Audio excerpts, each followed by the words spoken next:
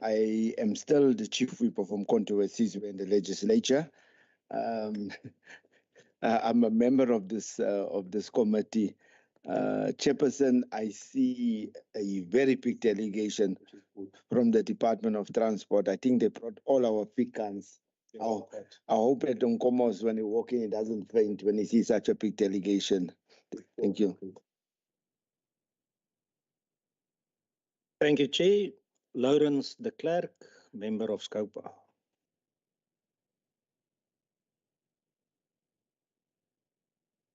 Yes. Good morning, Honorable Chairperson and Honorable members. Good morning to the HOD and his team. Honorable Chairperson, my name is Maneli Sinjisane. I'm the Senior Manager from the Office of the Auditor General. With me, Honorable Chair, I do have Usabelo Sishi, who's also a member of the audit team, as well as Nombulelo Mnume, who's a parliamentary liaison officer from the Office of the Auditor General. Thank you very much.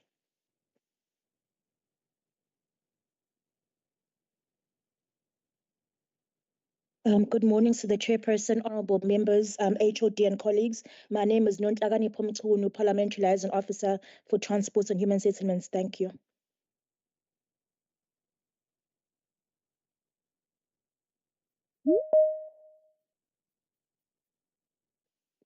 Good morning, Chairperson, Honourable members. My name is Kosnatim Kize from Department of Transport. Honorable Chair and members, morning. My name is Dutu Andaman, Director IT from Department of Transport. Good morning, Chairperson, Honorable members, Head of Department and colleagues. My name is Sabelo Mbangeva from the Department of Transport. Good morning, Honorable Chairperson, Honorable members. My name is Dikeledi Mnyandu. I'm from the Department of Transport, Director Risk Management. Sorry, Chair, my apologies. I was just going to be asking if when they introduce themselves with their titles, so that we know who we are dealing with. I realize the other colleagues, they did not introduce themselves with their titles or responsibilities. I have no objection with that. Can we start at the top again, please? Introduce yourselves and your title and what you do at Transport. Thank you. Good morning once again to the Chairperson, the Honourable members, the HOD and colleagues. My name is Nontlakani Pomtunu. I'm the Parliamentary Liaison Officer for the Departments of Transport and Human Settlements. Thank you.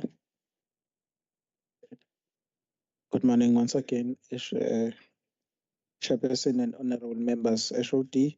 My name is Nkosinathi Mkhize, Director, Asset and Inventory Management from Department of Transport. Yeah, my name is Ndutu Gondamane, Director IT, responsible for implementation of the digital strategy. Good morning. Good morning once again, Chair, Honourable members, HOD and colleagues. My name is Sabelo Mbangeva, Director, Labour Relations in the Department of Transport. Thank you. Morning, Honourable Chair, Honourable members. Once again, my name is Dikeledi Mnyandu, Director Risk Management in the Department of Transport. Good morning, Chair, Honourable members, HOD and colleagues. My name is Uping Oramshengu, Acting Director SCM in Department of Transport. Thank you.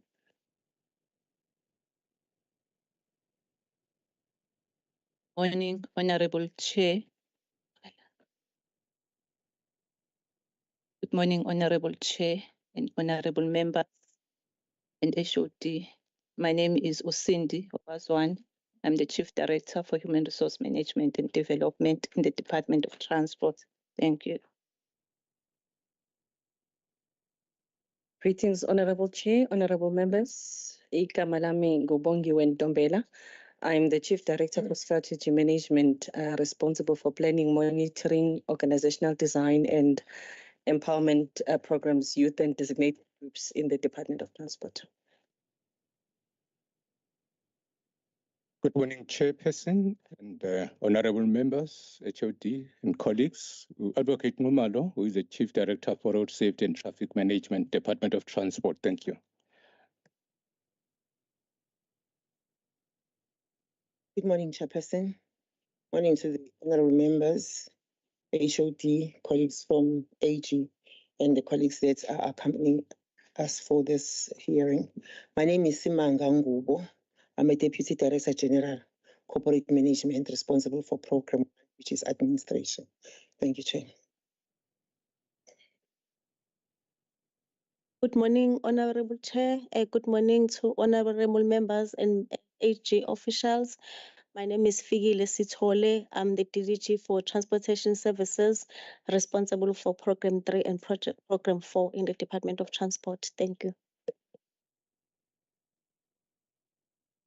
Good morning to the Honorable Chairperson, honorable members, Office of Auditor General and colleagues. My name is Utabani Nkosi. I'm the Chief Financial Officer for the Department of Transport.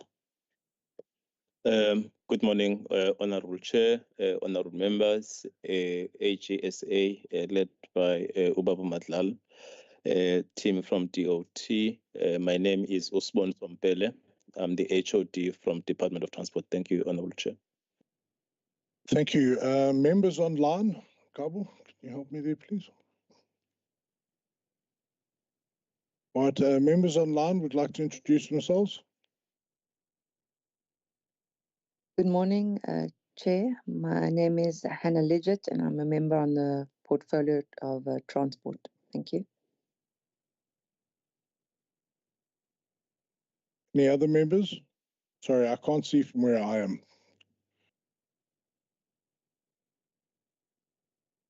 Good morning. My name is Zwile Zulu. I'm the chairperson of PARK, representing the PARK. Thank you. Thank you, sir. All right, so I'm assuming there are no other members online. There are. Other members online, would you like to introduce yourselves? I'm giving the opportunity. If not, we'll move on.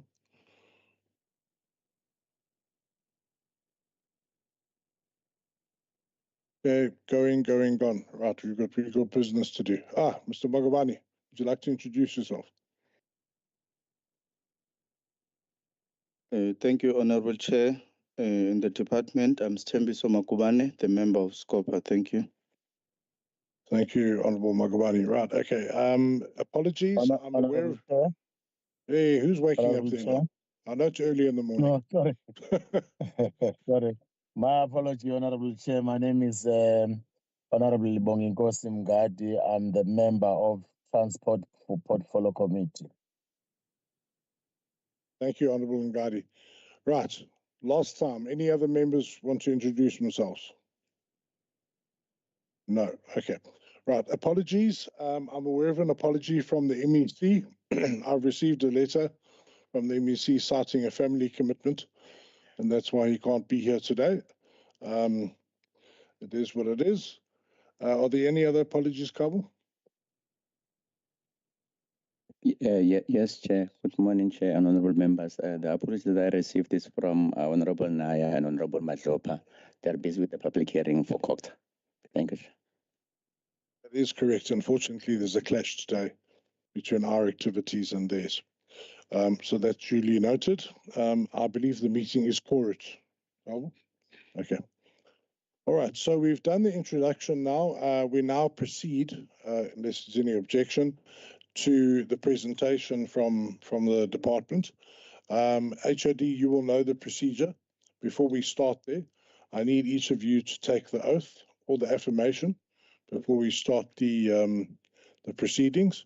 So starting with yourself, colleagues from the Department of Transport, you'll be asked to, when your turn comes, raise your right hand in a clear voice, put your microphone on, state your name, and that you will either be taking, if you're going to take the oath, you say, I, in your name, hereby swear that I will tell the truth, the whole truth, and nothing but truth, so help me God.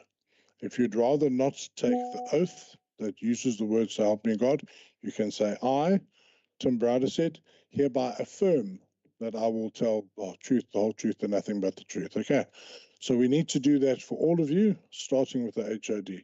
HOD, if you can just lead by example and then show the way, and then your colleagues will follow until we're finished, and then we can start with the presentation. Thank you. Thank you very much, Honorable Chair, honorable members. I, Siboni Sompele, wish to affirm that I'll speak the truth, but only the truth, so help me God. Thank you. Sorry, I think I forgot to mention that if you're going to do this to help me God, you must raise your hand, the right hand, okay? All right. I know there are members opposite that are very particular about this, so I need to make sure that you do it correctly. Otherwise, we'll have to come back. Thank you. Thank you, Chair. I, Thabani Nkosi, hereby swear to tell the truth, the whole truth, and nothing but the truth, so help me God. I, Fikile Sithole, swear to tell the truth, nothing but the truth, so help me God.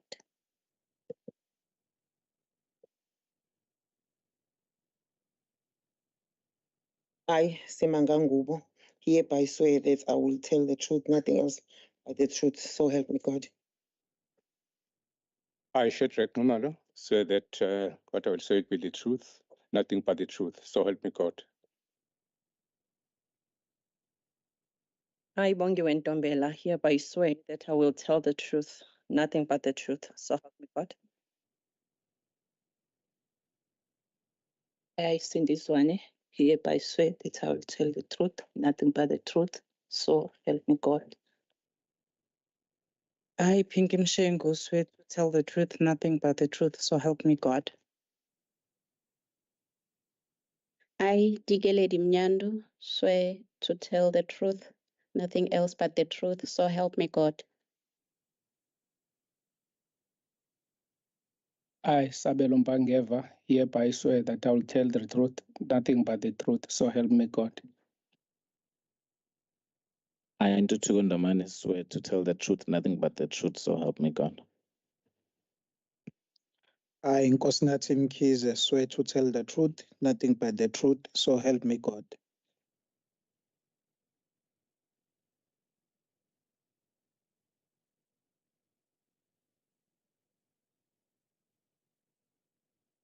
All right. The next step in the proceedings for today, HOD, is for your presentation. We obviously don't have the MEC. Normally, we'd allow the MEC some minutes to chat to us, but we have your presentation. It isn't terribly long. So if I can ask you just to stick to about 20 minutes, please refrain from reading word for word the thing. Just take us through the highlights. Members would have received this yesterday because I know I did. And then we will take your presentation. So we're at 9:47 now. Let's give you maximum up till 10:10. And then we will obviously engage on the presentation. All right, so that's the procedure for today. Thank you very much. Thank you very much, Honorable Chair, honorable members, honorable members that are on the virtual platform, CAC team, and also AG and Team DOT. Indeed, Honorable Chair, thank you for that guidance. We have prepared a report. It's got 72 pages, but appreciating the guidance that we will go through the high level as guided by the Honorable Chair. Chair, if you may allow, our CFO would then take us through the report because some of it has got some financials. Thank you very much, Chair.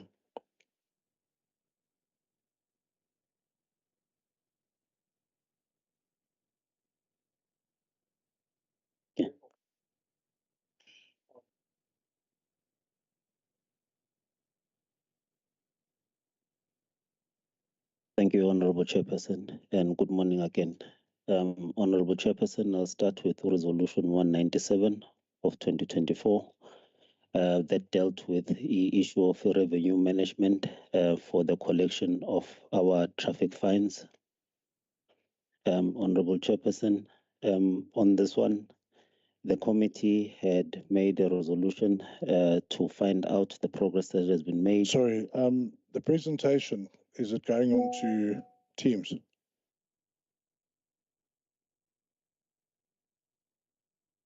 We have this We have this problem every single time. Whenever I ask this, the department looks at me like I'm speaking Martian or something. We really need to get it right that departments know that they need to get that up before we even start.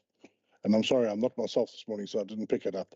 But who has got your presentation and who can put it onto Teams? Kabo, would you have sent a link? So you have a link. You have the authority to share.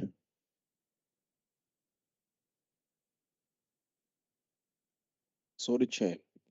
Yes. Is that not the presentation that we have? It is, but normally because we have members online, we put it up on the screen for their benefit. Because you remember this presentation just gets sent to us as SCOPA. Okay. It doesn't necessarily go to the transport colleagues. I was checking because is it not Kabo who send it on the screen? Because he controls the screen. I'm just checking, Chair. So that probably as we go along, we do not have a problem as we move forward. That is, we make it easy because we have the presentation. It's just being from our side. You know, that's the suggestion I'm having. Kabo, can you please explain your methodology? Thank you. Ngiyabonga Sihlalo. The person who's doing the presentation should be the one who's beaming the presentation. Otherwise, we control. Because while everyone is talking, I'm taking notes of everyone. So I can't be doing managing the presentation and yet then I have to produce everything that is said by everyone. Hence the request every time when it goes to PLO to say, have a link, prepare a person to make a presentation. Are you happy, Honourable Glongwane? I hear what Kawo is saying. It's just that because I share a committee also, what we normally do is that our, beams, it makes the work very simple, but I hear the issue of notes and all of that, so that there is no forth and backward. I think we can do that. And I think probably what we need to do is even before the start of the meeting, notify whatever department that comes through that we expect you to beam, so you must be ready to connect there so that you are able to beam. But of course, different committees operate in a different way. Thank you, Glongwane. Actually, Mr. Mkonazi just said that when he advises the department, whichever they are to be here, they are sent the link and they are asked to screen the document. So unfortunately, I must say this morning that we are in order. The department is deficient. Now, can we please fix this? Can somebody just put that up there? Because this is becoming most frustrating and I'm getting a bit concerned that our efficiency is being called into account, where in actual fact, it's every single department that doesn't pay attention to instructions. Can we please just get this right?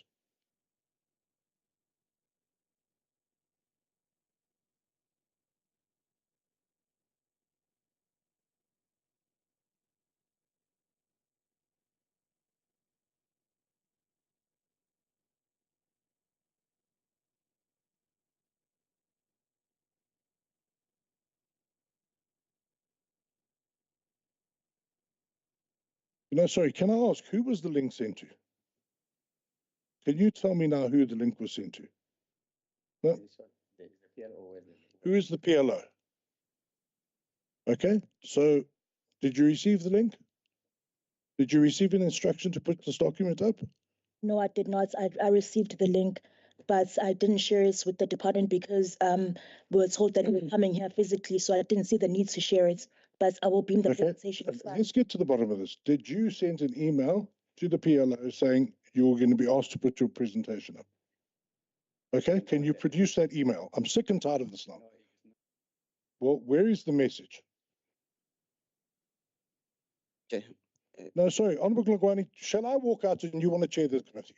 I'm chairing my committee now. No, Chair. Will you please desist? No, we're in a meeting, Chair.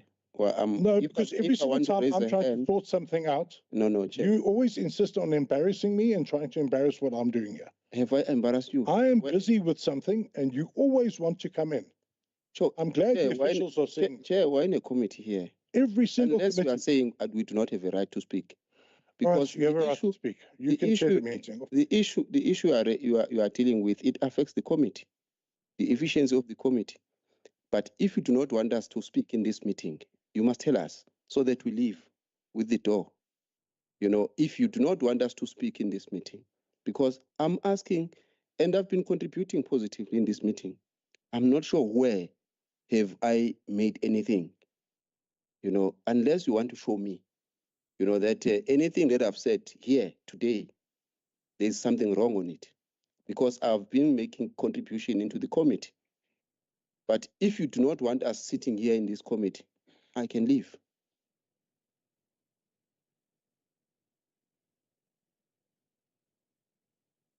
Chair, it doesn't matter anymore, because I'm contributing positively in this issue that we are dealing with, but it doesn't matter anymore.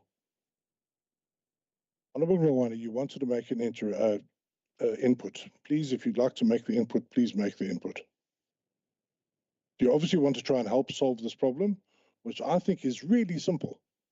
Somebody needs to just put it on the screen as they just have. That was it. And I'm just getting sick and tired of the fact that every single department cannot follow a simple instruction with this. That's it.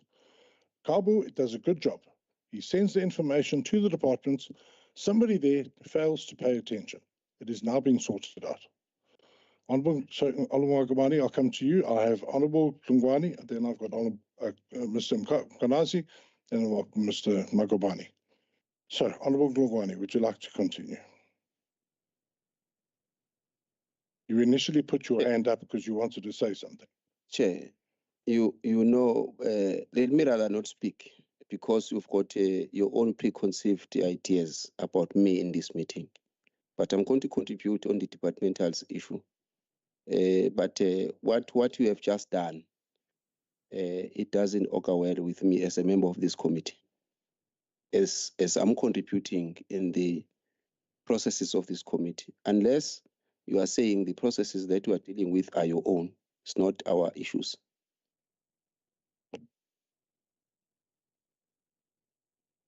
Honourable Konazi,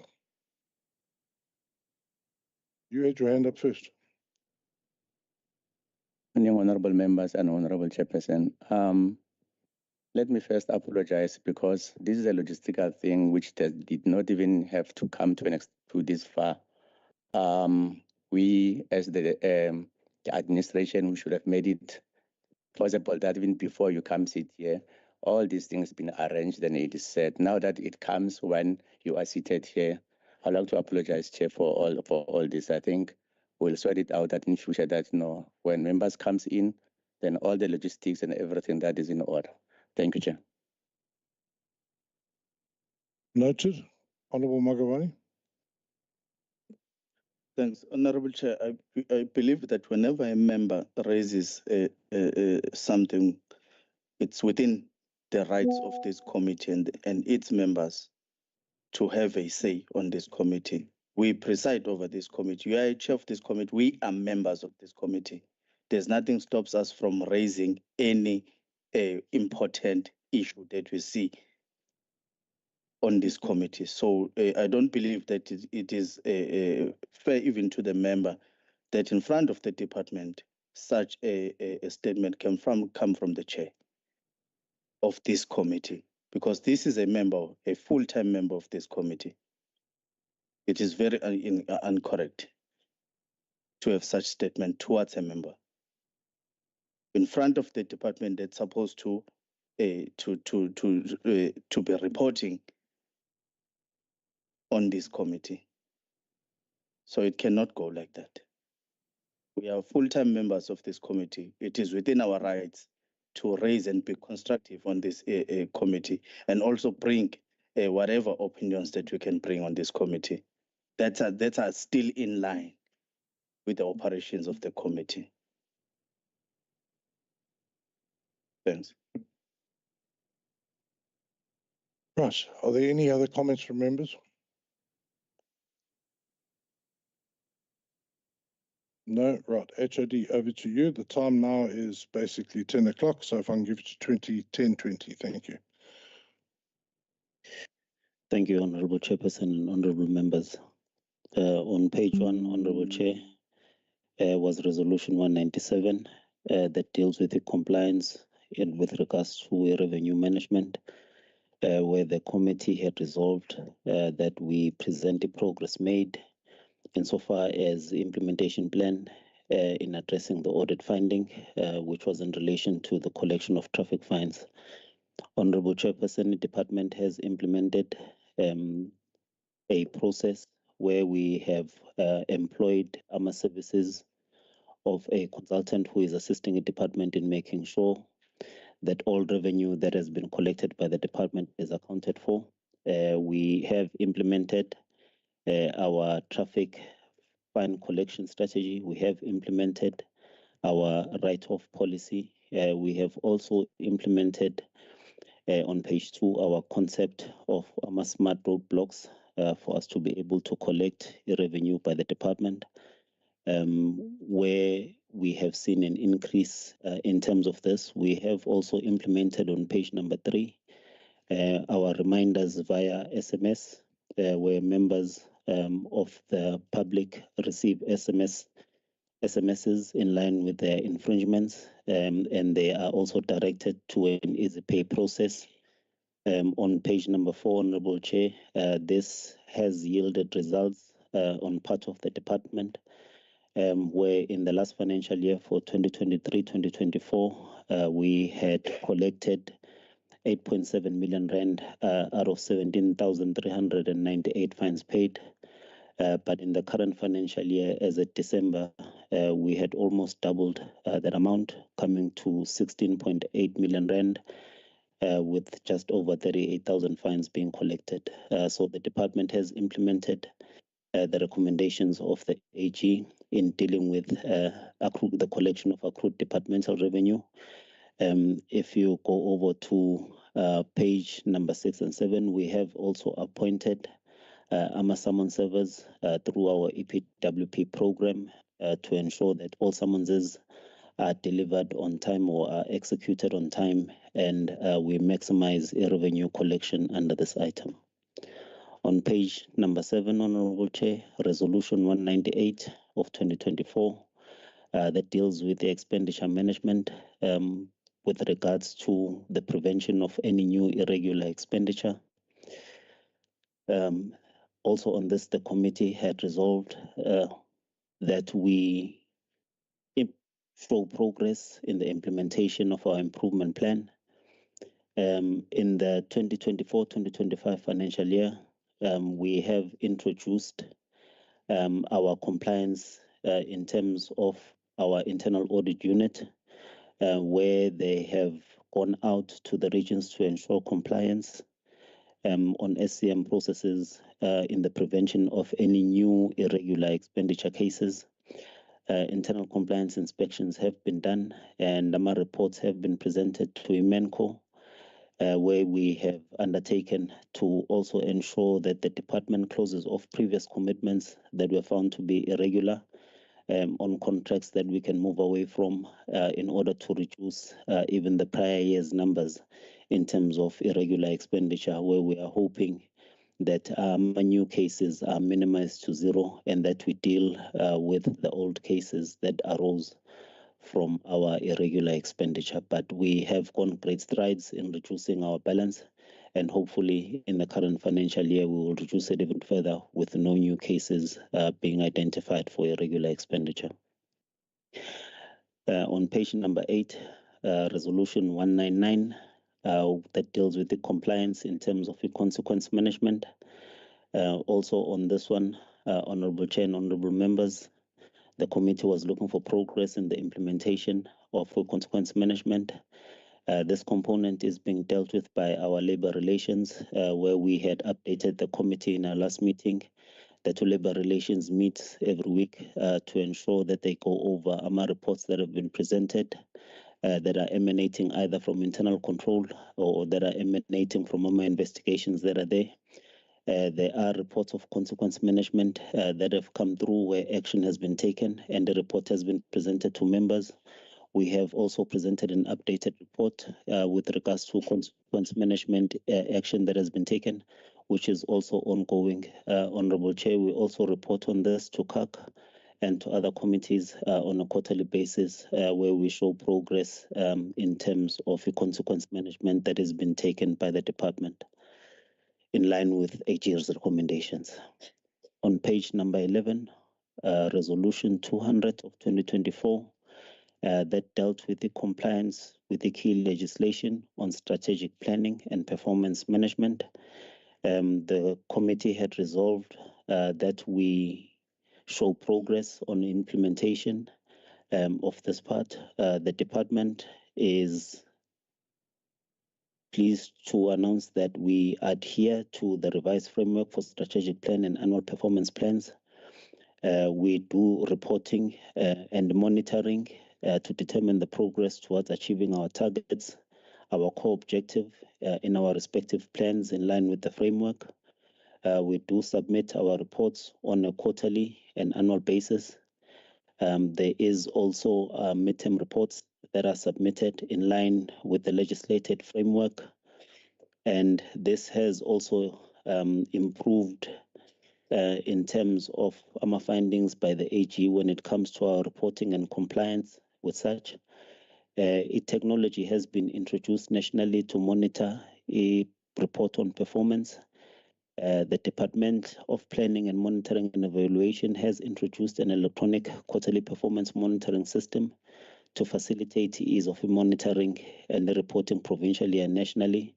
And the Department of Transport is compliant with this. We have also gone great strides to ensure that we align ourselves with the latest technology that assists the department in tracking our outputs and reporting on those outputs through technology that we have implemented as a department. On page number 13, Resolution 201, which dealt with the irregular expenditure that was incurred by the department for the 2023-2024 financial year, amounting to 1.6 billion rand. The committee had resolved that we show progress in terms of our determinations when it comes to these cases. The department is carrying out our determinations using our internal control unit that are dealing with the new cases that have been incurred, whilst the old cases are being dealt with our service providers that we had appointed. The unit is in the process of finalizing these reviews, and our determinations are anticipated to be finalized before the end of the financial year, where we will be making recommendations on those cases so that we prevent any accumulation of a backlog when it comes to dealing with cases of irregular expenditure and their determinations. In Resolution 202, which also dealt with irregular expenditure for the years prior to 2023-2024, with an accumulated value of 33 billion rand.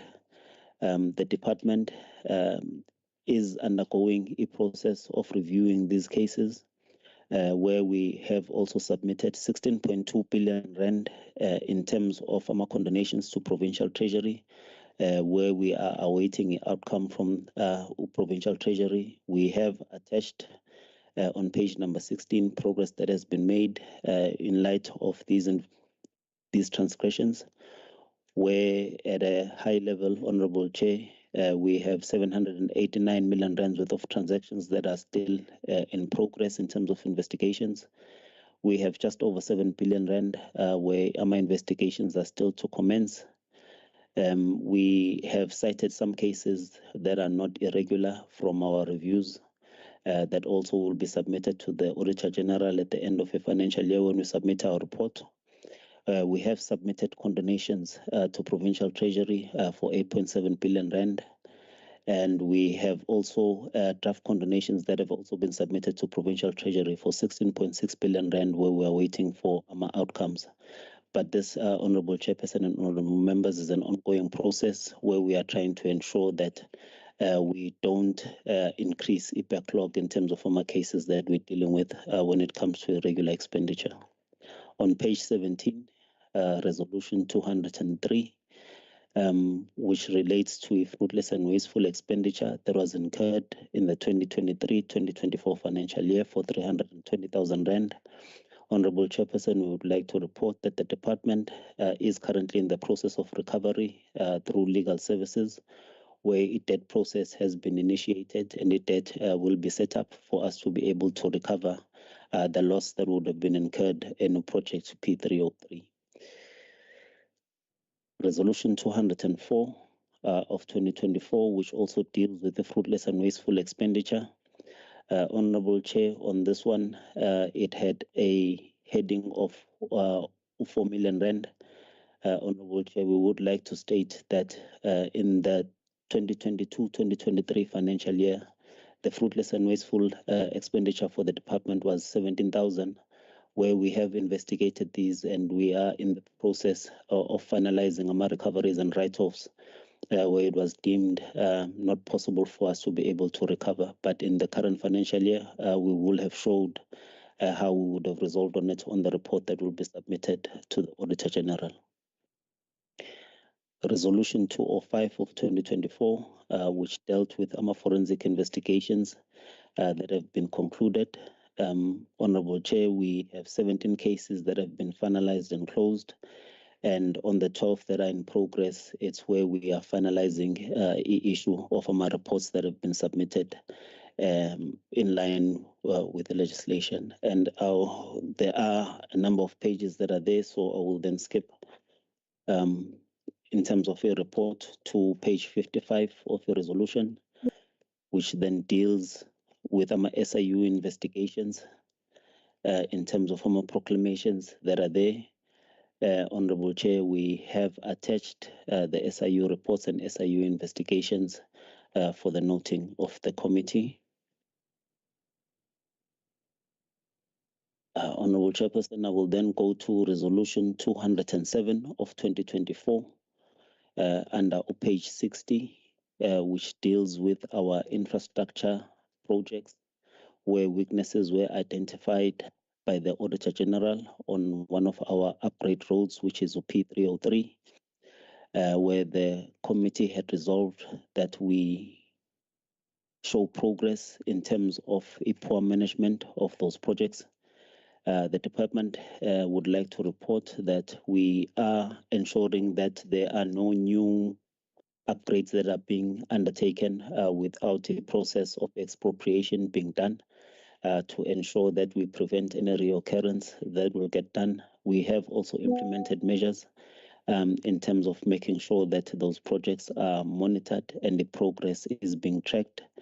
And we do have new members that have been brought in to capacitate in terms of our capital projects, where we are also ensuring that the issue of performance guarantees is looked at for these projects. And in this one in particular, where we've ensured that our performance guarantees have been extended, and when they come close to expiry, we monitor to ensure that all our performance guarantees, retentions, and anything else that is relating to these projects in line with the compliance is being looked at to prevent any future cases that would have been identified on P303.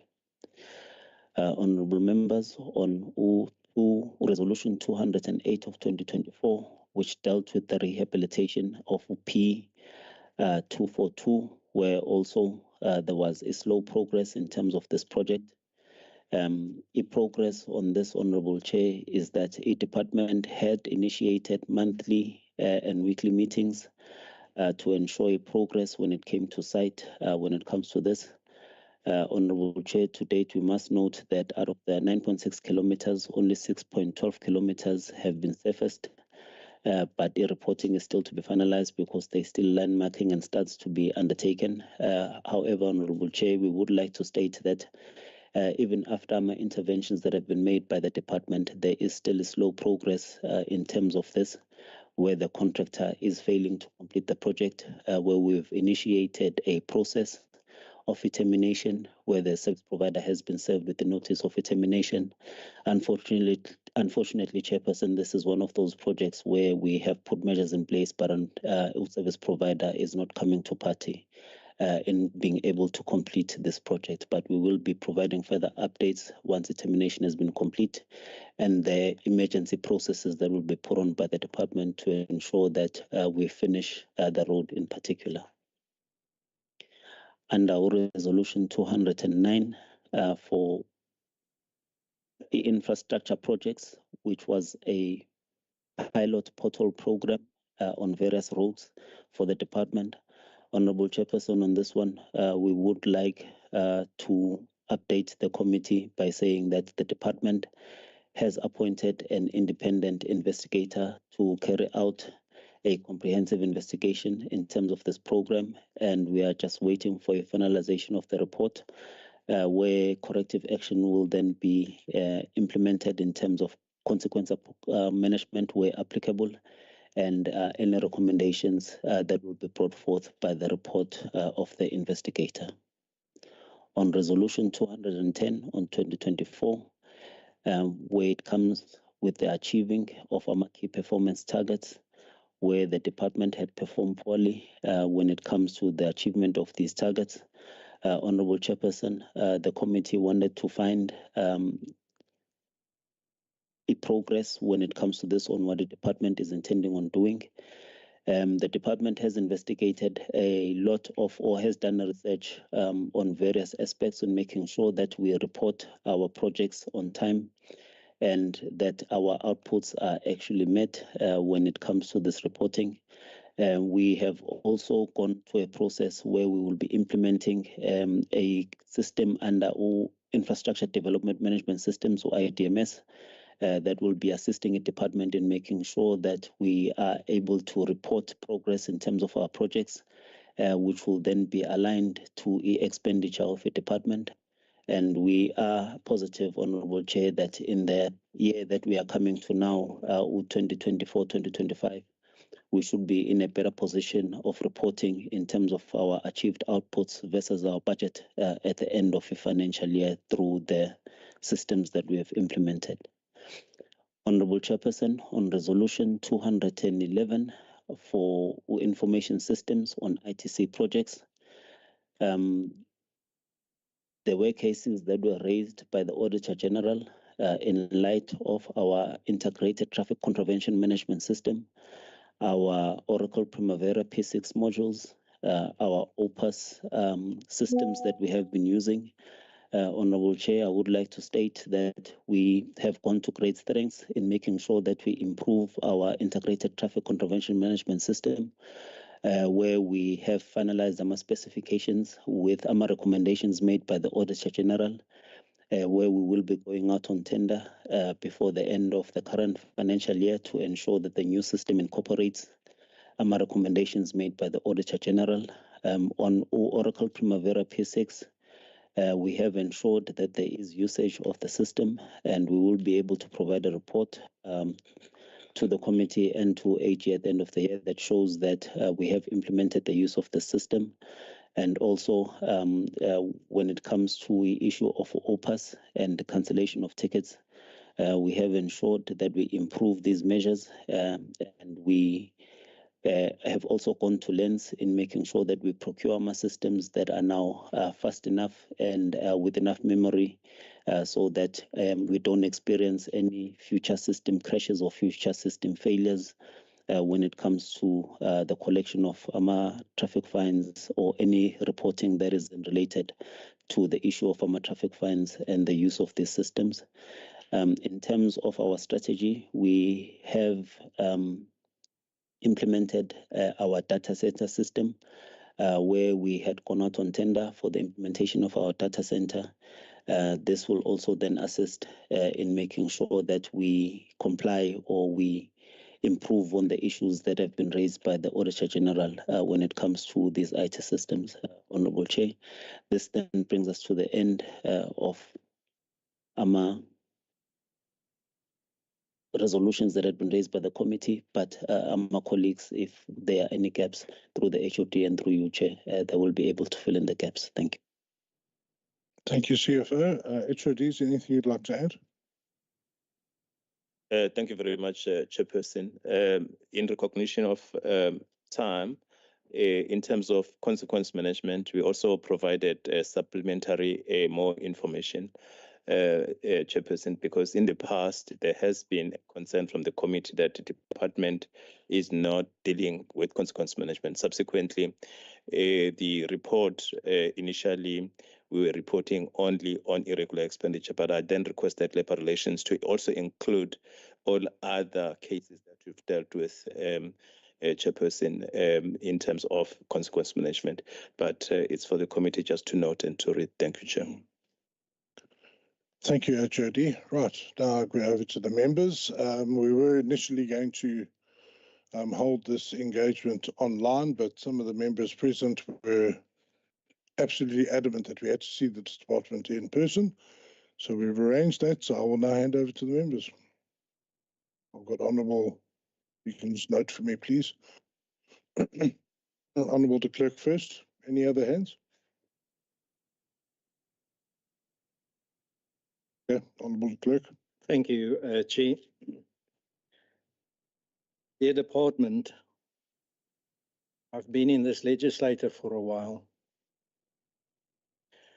And one thing that we all know is that the Department of Transport, together with Education and Health, are the champions in irregular, unauthorized and fruitless expenditure.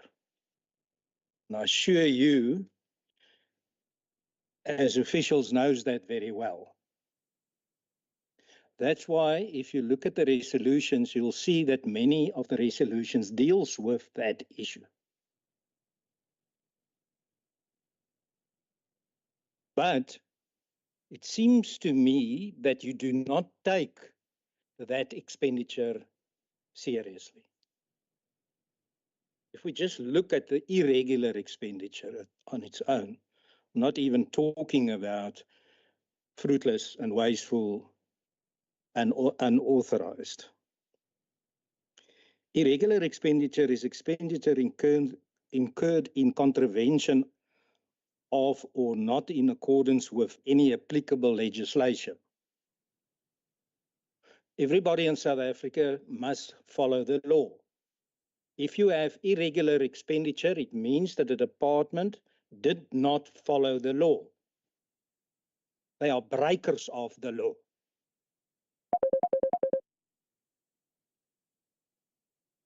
This includes in contravention of the PFMA or whatever other law there is. Now, accounting officers are responsible for preventing irregular expenditure. So if there is a constant irregular expenditure, the accounting officer must come to this committee and explain in detail why is this department year in and year out a culprit of acting unlawfully against the law. And thus we prepared resolutions for you to come and empower us so that we can understand what is the problem. But let's look at this now. Resolution 198. It is the issue that I say, the PFMA say the accounting officer must prevent irregular expenditure. Now, we as a committee are waiting for exactly what steps has been taken to prevent it. But listen to the response. The department has an internal audit unit which looks at the ensuring compliance with SCM processes for the prevention of new irregular expenditure. Internal compliance inspections have been conducted in the 24-25 financial, which being monitored and updated and presented to COG. The department has also undertaken close off previous commitments that would found irregular and aim to reduce any occurrence to zero. Now that is the norm. That is what must happen. You're telling us nothing.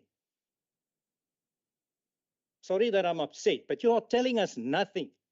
This is an important issue that comes up year in and year out. We've got the same accounting officer year in and year out. But you as a department are not doing your job. You are really, in essence, somebody that transgress the law is called criminals. That's what people that transgress the law is, they're criminals. But you give us one small paragraph that just states what should happen anyway. It is vague. There's no particularity whatsoever. To me, it shows to me that you have no interest of really dealing with your problem of irregular expenditure. And it's the same if you look at any of the other responses. Look at, just as an example, Resolution 202. We ask very specific things. We say the department, under the A, B, and C, we set it out in detail, what we want.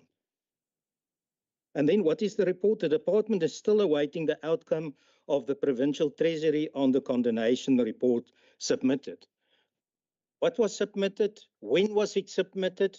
What is the delay? Why are we still waiting? When can we expect to get these things? Is this a report? It's not. It tells me nothing. The next one, 203. The accounting officer must report, and you've had this from last year, had a lot of time. We're asking the outcome of discussions with the contractor. 2, steps taken to recover any losses and amount of any losses recovered or written off, and measures implemented to address all internal control deficiencies to avoid the recurrence of effective and adequacy of those measures. These are detailed questions. It demands detailed answers. We get one sentence. The department is currently in the process of recovery with assistance with legal services. A debt process has been initiated. What an answer is that, HOD? What is this? Really, what does it tell the committee? What have you done? There's no particularity. There's no details. And I'm not going to go on and on and on, because I'm not here to teach you that there's a law, what the law is and what you must do. But to me, and I'm stating it flat out, you are not taking serious the fact that you've got massive irregular expenditure, unauthorized expenditure and others. Because then your answers would have been in detail. I am doing the following, and I'm following up, and we will get an answer by this date, and. There's no particularity whatsoever. It's an obfuscation of your responsibility. And we as a committee cannot oversee and do our task if this is the answers we get. So if we get this type of answer, I have to infer that you are incapable of preventing irregular expenditure, thus you must resign because it's unlawful. You must take steps to stop this. And there's no steps that I can see. That's why it stays high, year in and year out. So it's not just an opinion, it is founded, my complaint is founded in fact, and that fact is high irregular expenditure and unlawful expenditure and fruitless expenditure and unauthorized, name it. If I have to go through the whole 72 pages, which more than 60% contains our resolutions, we'll sit here the whole day. So really, really, it saddens me. You have to wake up. Take your job seriously. Thank you, Chair. Honourable de Klerk, are you wanting a comment or? The comment is why the report is so limited and there's no factual basis and particularity on what we asked. Okay, thank you. HOD, would you like to respond? No, thank you very much, Honourable Chair.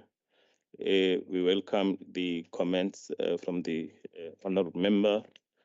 We also apologize if we have not met the expectation of the Honourable Members in terms of our responses. But in terms of the irregular expenditure, Chairperson, I can also draw you to just that the resolution when they came, they all interlinked.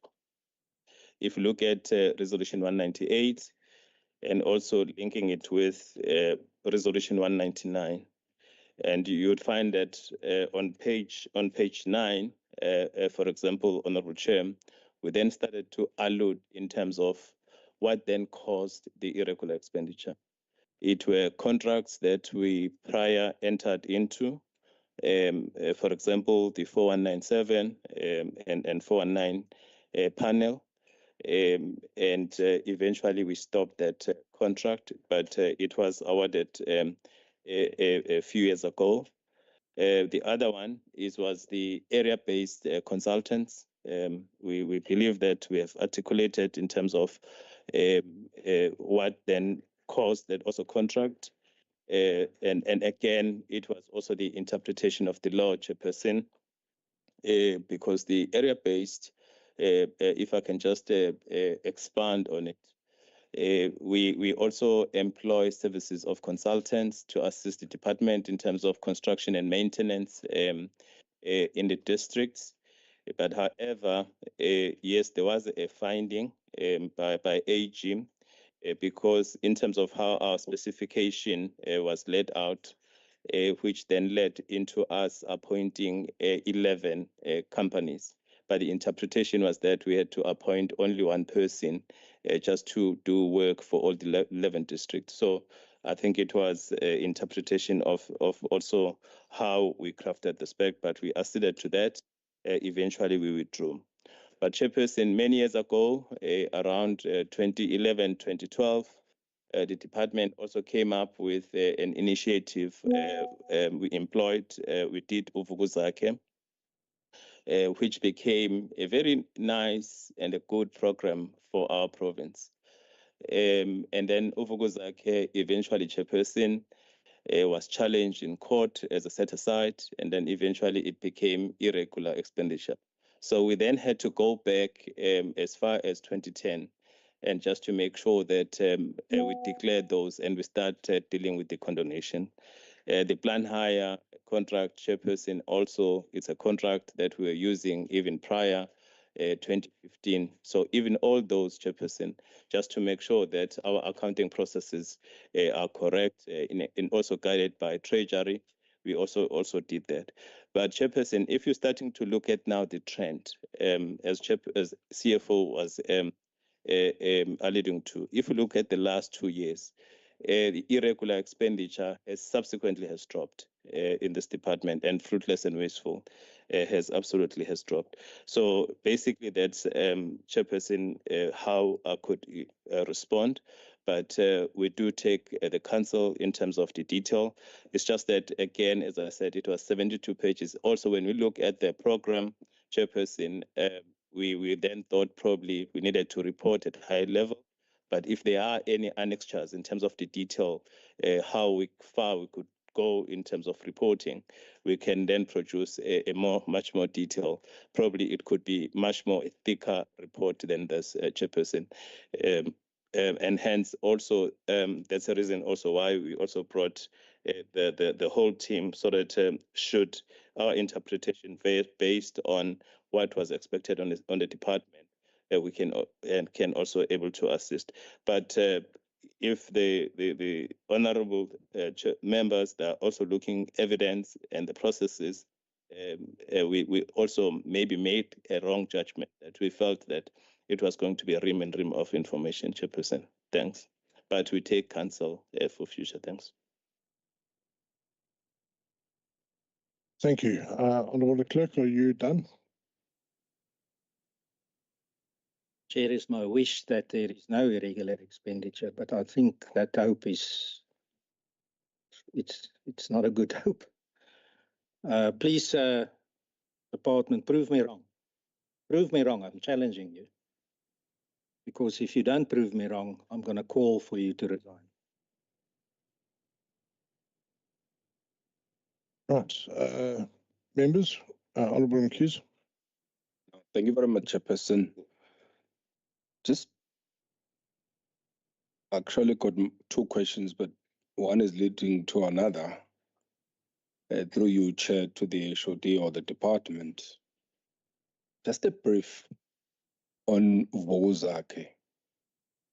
Just want to understand better, seated here now, the whole concept of Vozake. I'll tell you where I'm going with this. I know you mentioned the court and stuff like that, but it will lead to that. And ask, if you were defeated somewhere else, how come and why? And who was that concept supporting, developing, benefiting? And what can we do better now to make sure that those people still benefit? Because they've casted votes to benefit out of it. Thank you, Chair. Sure. Keys, do you have a series of questions? So you can be back and forth. Well, if you want to, you can. Okay. HOD.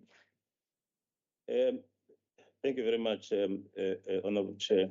Appreciating the question from Honourable KZN. It always saddens us, Chairperson, when we have to discuss Uvukuzake. This department has been known for 2 cutting-edge programs in the main under infrastructure. It was Uzbambele and it was Uvukuzake.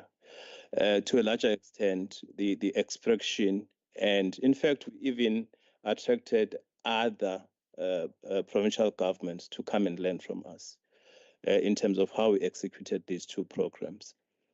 Because indeed, it did make a huge impact in our province, in a sense that even we can argue that even the introduction of the CITB in terms of how it's graded, it came from and emanated from Vukuzake.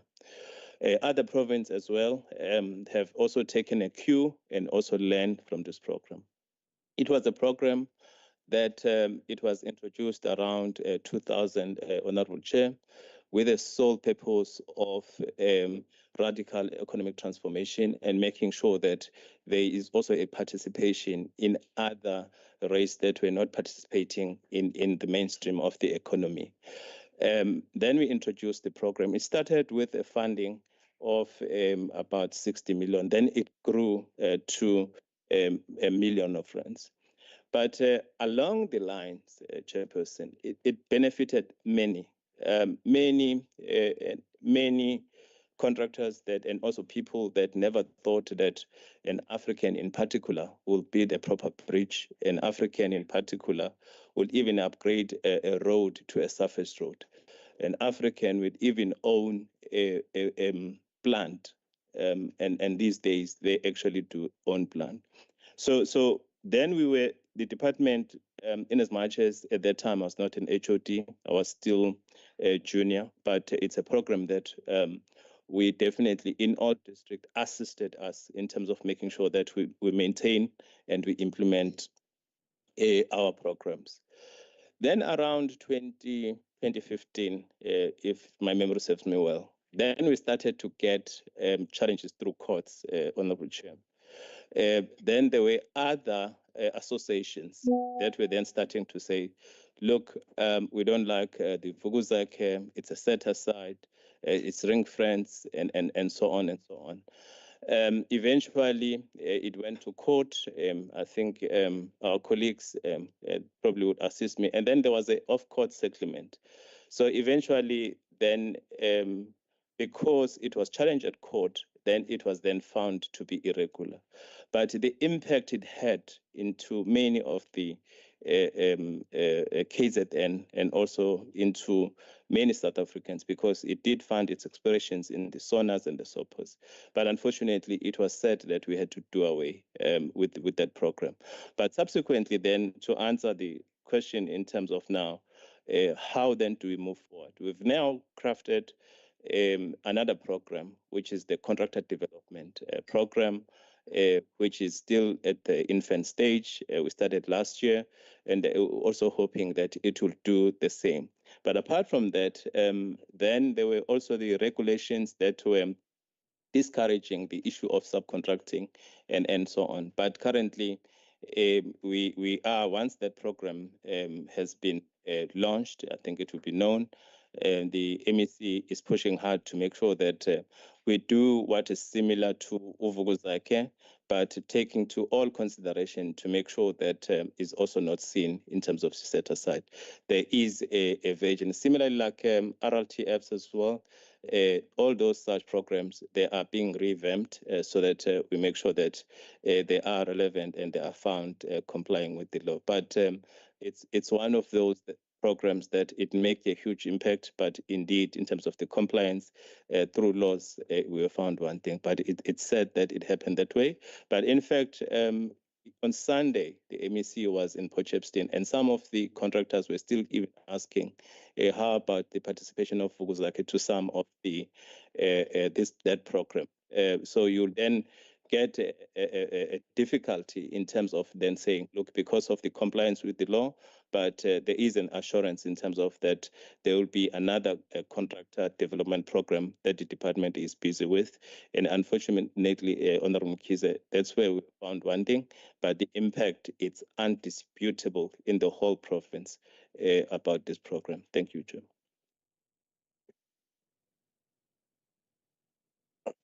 Honourable Glogwane, I'll come to you after Honourable Mkhize is finished. No, thanks. Mkhize, please carry on. Thank you, Chairperson.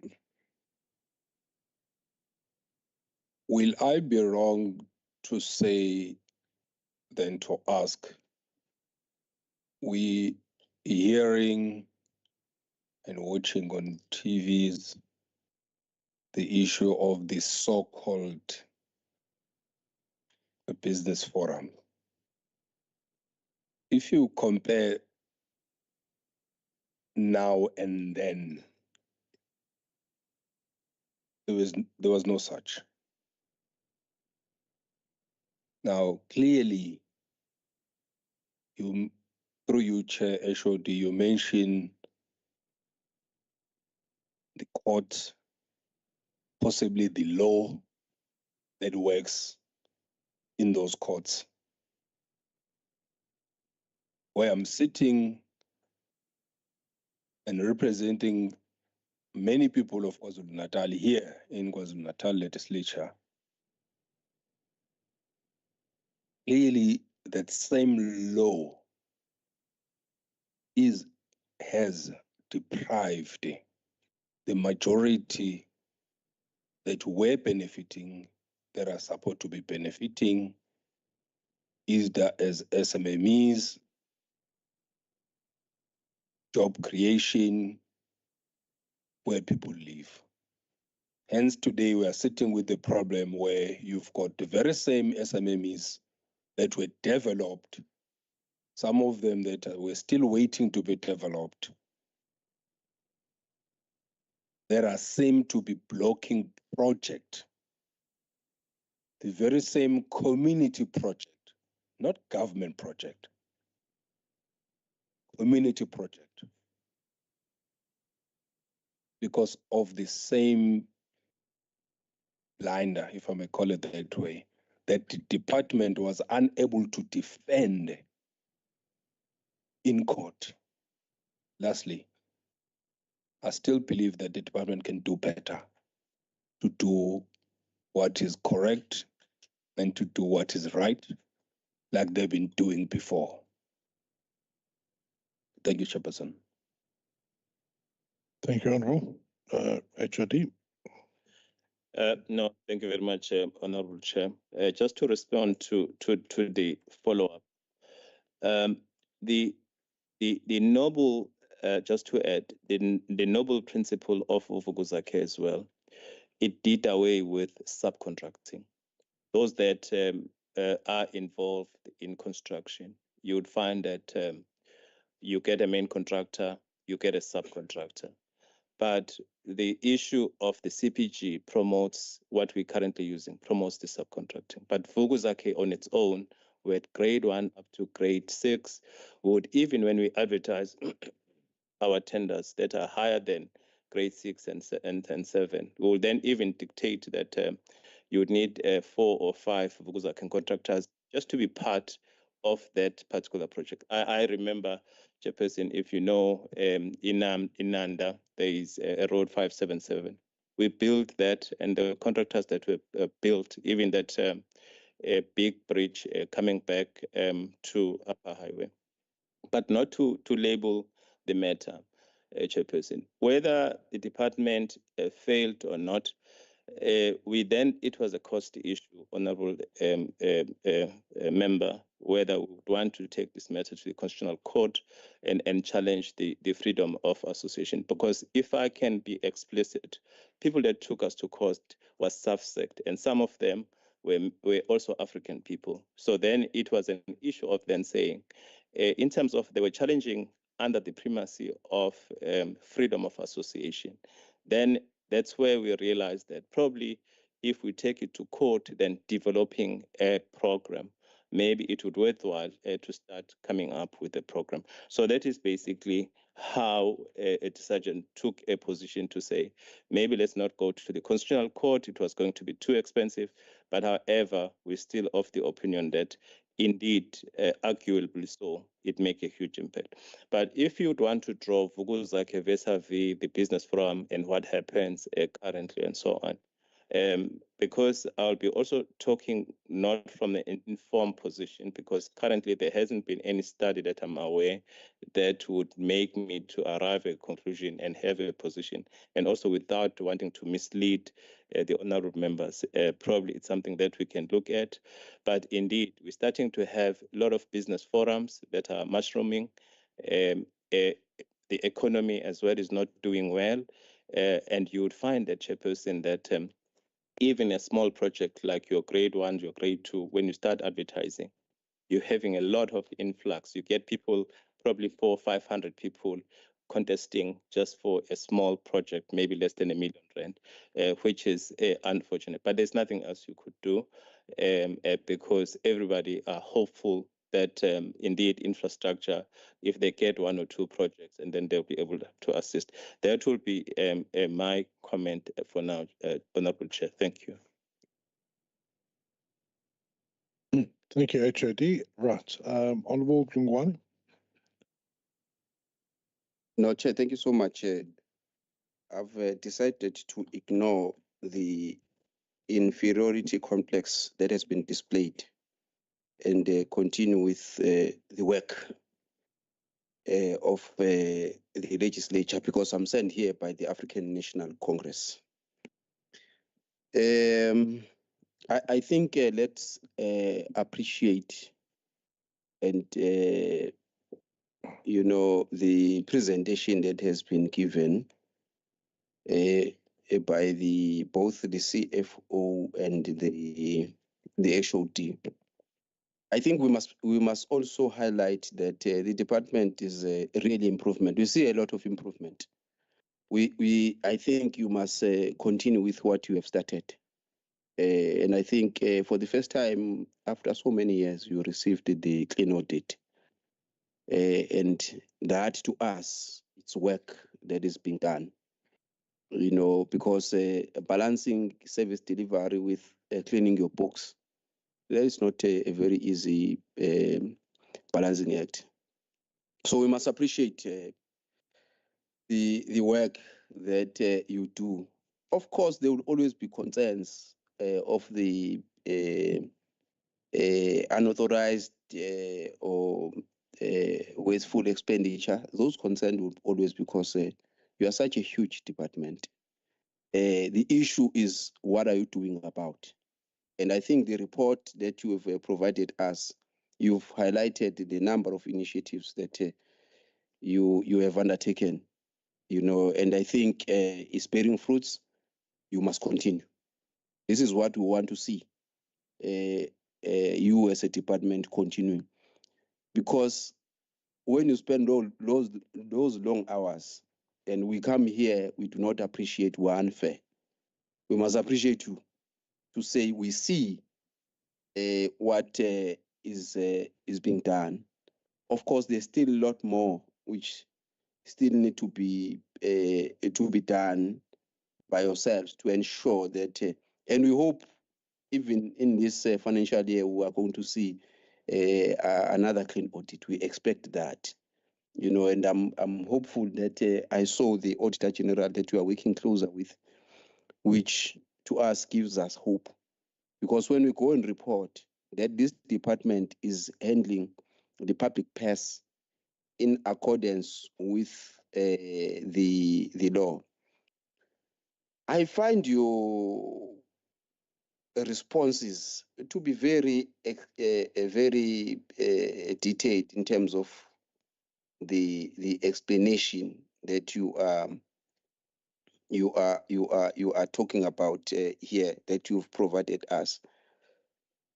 So I felt that we must really, of course, concerns having been raised, but where we're sitting, we see work that you are doing, you know, and I'm sure my colleagues here on my left and on my right, they agree with me that there is proper work that is being done. Continue with that. Where there is improvement on the areas that have been highlighted, let's work, improve in dealing with those areas. Thank you so much, Chairperson. Just thank you, Honourable Mkhize. Would you like a response from the HOD, or were those more on the comment level? Okay, thank you. Honourable Mkhize. Thank you very much, Chairperson. Honorable Lungwan, you through your chair, you only forgot when you said they must continue. We're saying they must kwaza. Must kwaza.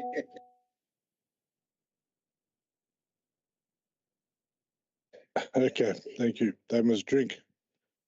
All right. Members, are there any other inputs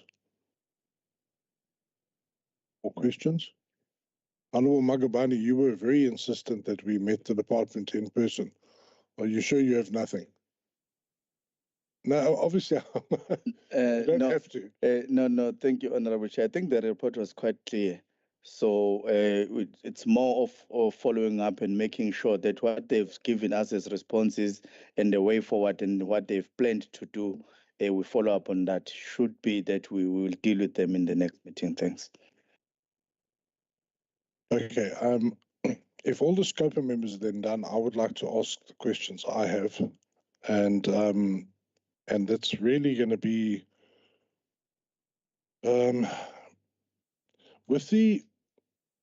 with the permission of members. There's something that isn't necessarily in the report, but it's something that's come to my attention, which is of great concern.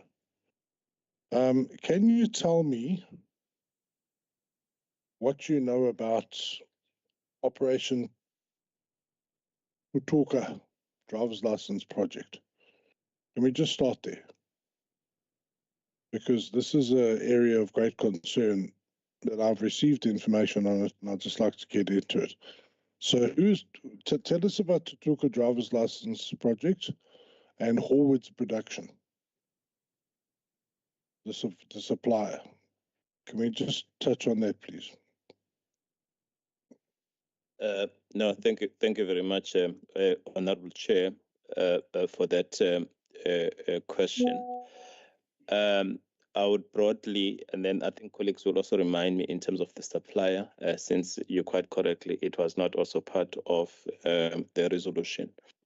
But what we then picked up, Honourable Chair, as a department, when we were then starting to wanting to align the department's organogram and also looking at the service delivery, more especially identifying that the core business of this department is basically to construct and maintain roads. We then started to see that we are short of operators. And we wanted to marry that, Honourable Chair, with the outcry where our Honourable MEC, when he visits all the district, either he goes and launch projects and visit communities, people are unemployed. Then the department started a program of driver's licenses, being also worried that even in the events that we go and launch, there is a lot of young people that are unemployed. In that background, then the department was mandated to come up with something that would be an intervention. Then the intervention was then starting to then say, but also adding, Honorable Chair, to the trying to mitigate the issues of accidents and then trying to see how we can then assist our citizens to be able to drive. We come up with a learners and a driver's license program. Then we called it Tutuga. Tutuga meaning that through a driving license, some of us, we can then take it for granted, but if a person has got a driver's license, definitely is able to access jobs. And if you look at the management for Department of Transport, we all have driver's license. So in a way, it does then add in terms of leverage and also giving you a benefit. So then we started with that program. So then we started advertising it, and then majority was youth. And then we also worked with driving schools so that we can then formalize, but also it created and also empowered that sector as well in terms of the participation, in terms of the economy, because then they had to be formalized. But as a way, and then I'm just giving that little background so that you can then understand, Chairperson and the members, because I'm not sure where you are coming from with the question. But well, okay, let me clarify. How many people were identified that were going to get licenses? There were over 4,000, Honorable Chair. Okay. But we can then safely say that more than 2,000 they've already got learners licenses, and over 1,000 they've got driver's license. Okay, because the information I've got is that we're correct that about 25 million rand was spent on this. I can then, through Chair, I can then provide more accurate. Okay, because the information I have is that 25 million rand has been spent, and about only 630 people have got licenses.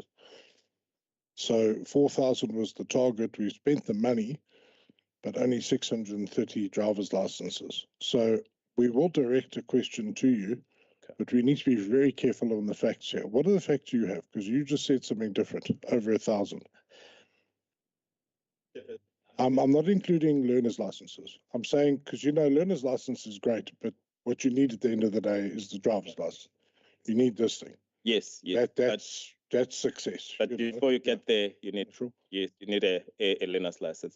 But because we do have a program manager, I'm sure you can add if you'd want information on a spot. But definitely, you then find that also some of, because remember, the intention is just not to dish out licenses. That will be also detrimental to the country. We're just making sure that we need people that can drive properly. So we're very strict in terms of how people would acquire those driver's licenses, more especially if it's a program that is spearheaded by government. But I'm not too sure if we would allow, but they are, if we're talking about specific, then indeed we can provide all. I wanted to flag the issue. I'm sure that members will agree that if we spend 25 million rand skilling people up in driver's license, we would like a better pass rate than, about 20-25%. So I think that's the issue. But I will direct inquiries to you via the committee, and then perhaps when we meet again, you can give us information. We obviously just need to make sure, but perhaps even the AG will pick up on it in the next report, because it all happens around 2024. Yes. Okay, so getting into the secondary report you sent, which was an updated resolutions. I'm just very concerned about consequence management, HOD. I'm now referring to the document that was sent to us yesterday. So you with me on that one? This is not the document the CFO was going through. The CFO had the previous document.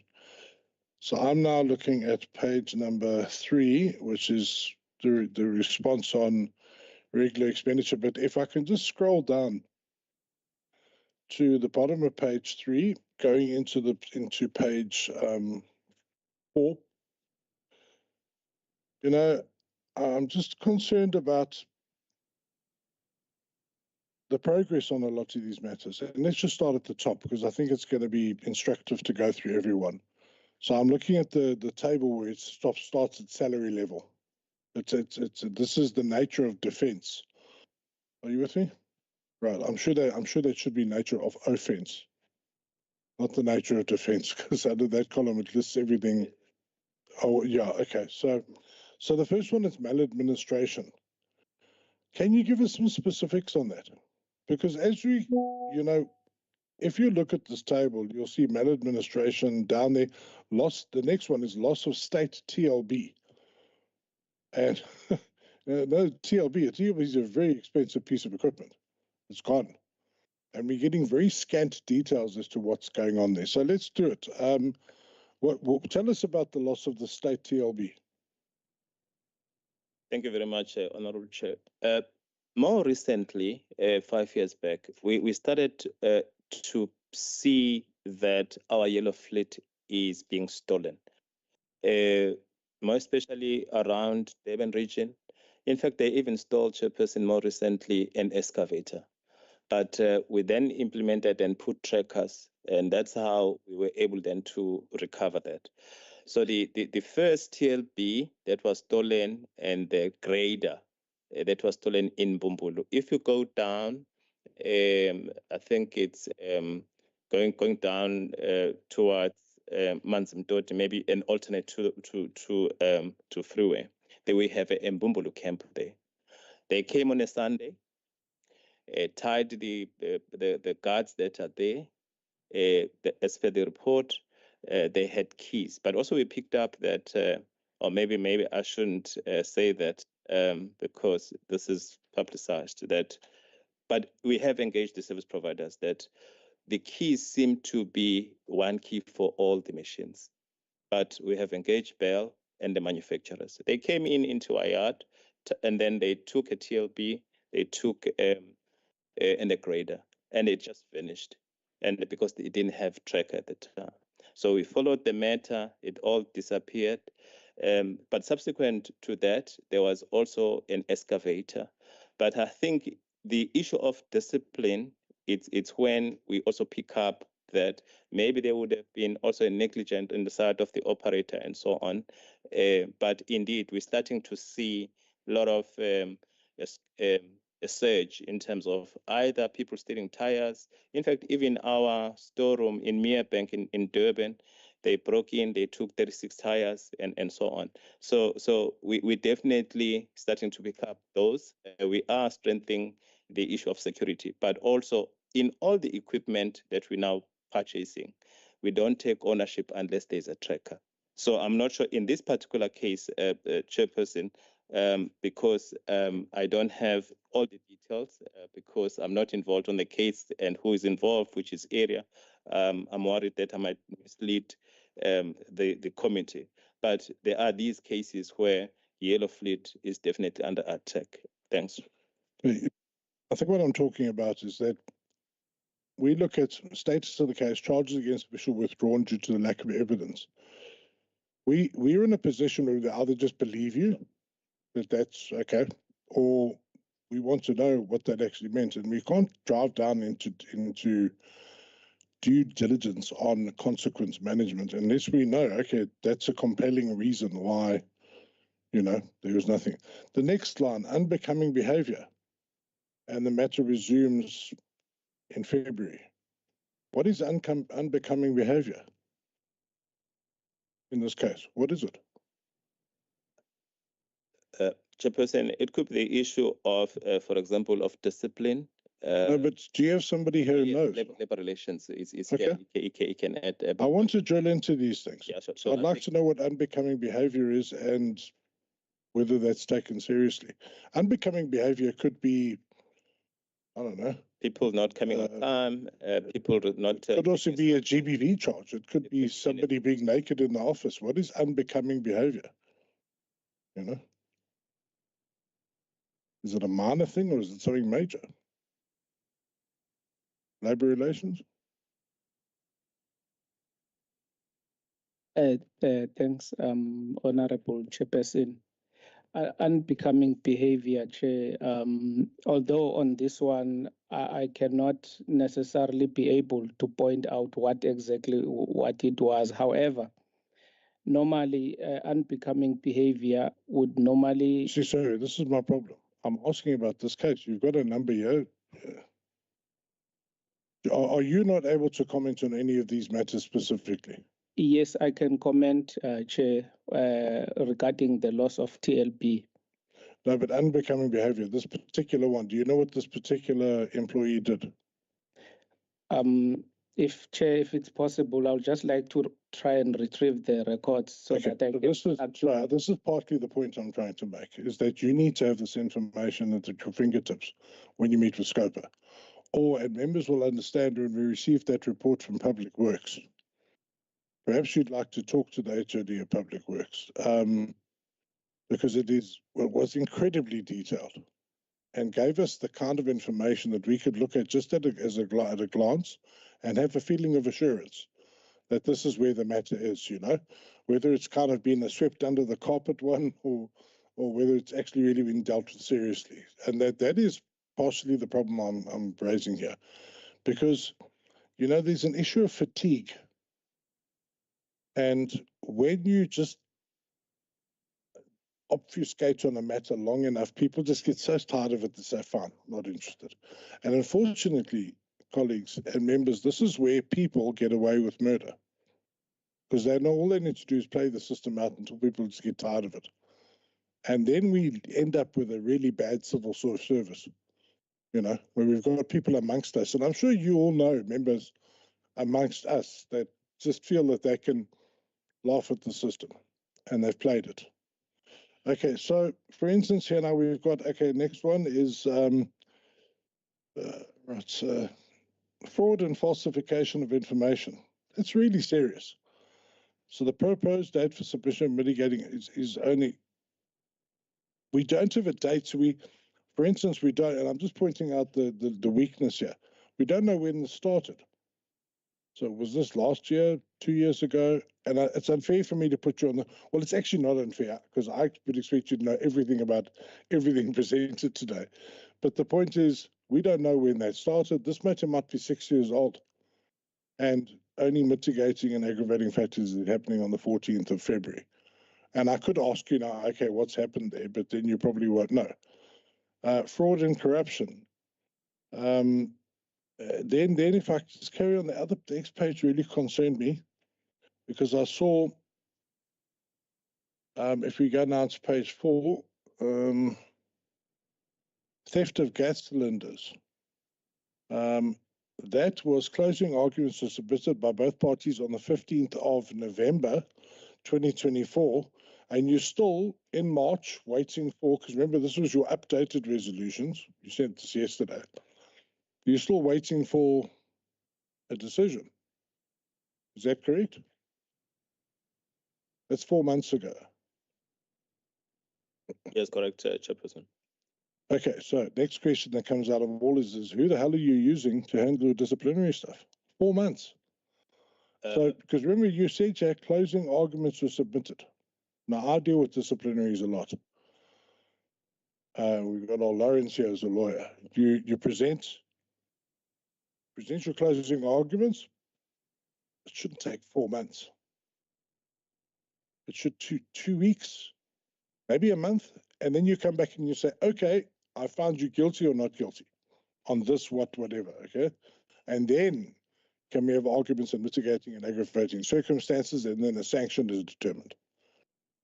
That's the point. So 4 months. Maybe your labor relations colleague has got his hand up. You want to help? Yes, Chair. I think I'm able now to provide the explanation. Maybe I can start with the last one regarding the mitigating factors. This case has since been finalized, Chair, and the employee has been served with a letter of dismissal. But this report, it was prepared for the third quarter, which was in January, before all these matters were finalized. However, this case now has since been finalized. The affected employee has been issued with the sanction, which I believe is a dismissal. Unbecoming behavior, it's a whole range of issues ranging from the employee not taking lawful instructions, disrespecting the relevant manager, and the one concerning the loss of TLB, it was withdrawn. It was a matter. Okay, sorry. Thank you, but we were dealing with the theft of gas cylinders, and you've helped us there. Yeah. So it would be nice if this report, which you got yesterday, was updated. But thank you for that. That's the kind of thing. You see, whether you decide the guy was guilty or not of the theft of gas cylinders, or the lady, sorry, I'm not saying anybody can steal gas cylinders. We need to know that, because that's exactly what the AG is saying. The AG is saying there's no level of confidence that you're dealing with your consequence management. And I get frustrated. You can see this morning, I get frustrated. You know what frustrates me is silly things, okay? When it's done, but somebody just hasn't taken the time to put it in a report. And then you have to spend half a day discussing something that's actually done, you know, like you've just told us. It's done. I didn't need to raise it. But then when you have to raise it again and again, simply because it's not in the report, that's what the AG is talking about. That's what we're talking about. So I'm just trying to encourage you. Moving further, okay, so misuse of state funds, there are two there. Employees issued with final written warning. We need to know what is the misuse of state funds. Because is it somebody, I don't know, somebody took some envelopes home? Essentially, that's misuse of state funds. Or is it this person stole, you know, or used the department credit card for their car for 3 months? How serious is it? So I don't know if you've got that here, but once again, it's just an example.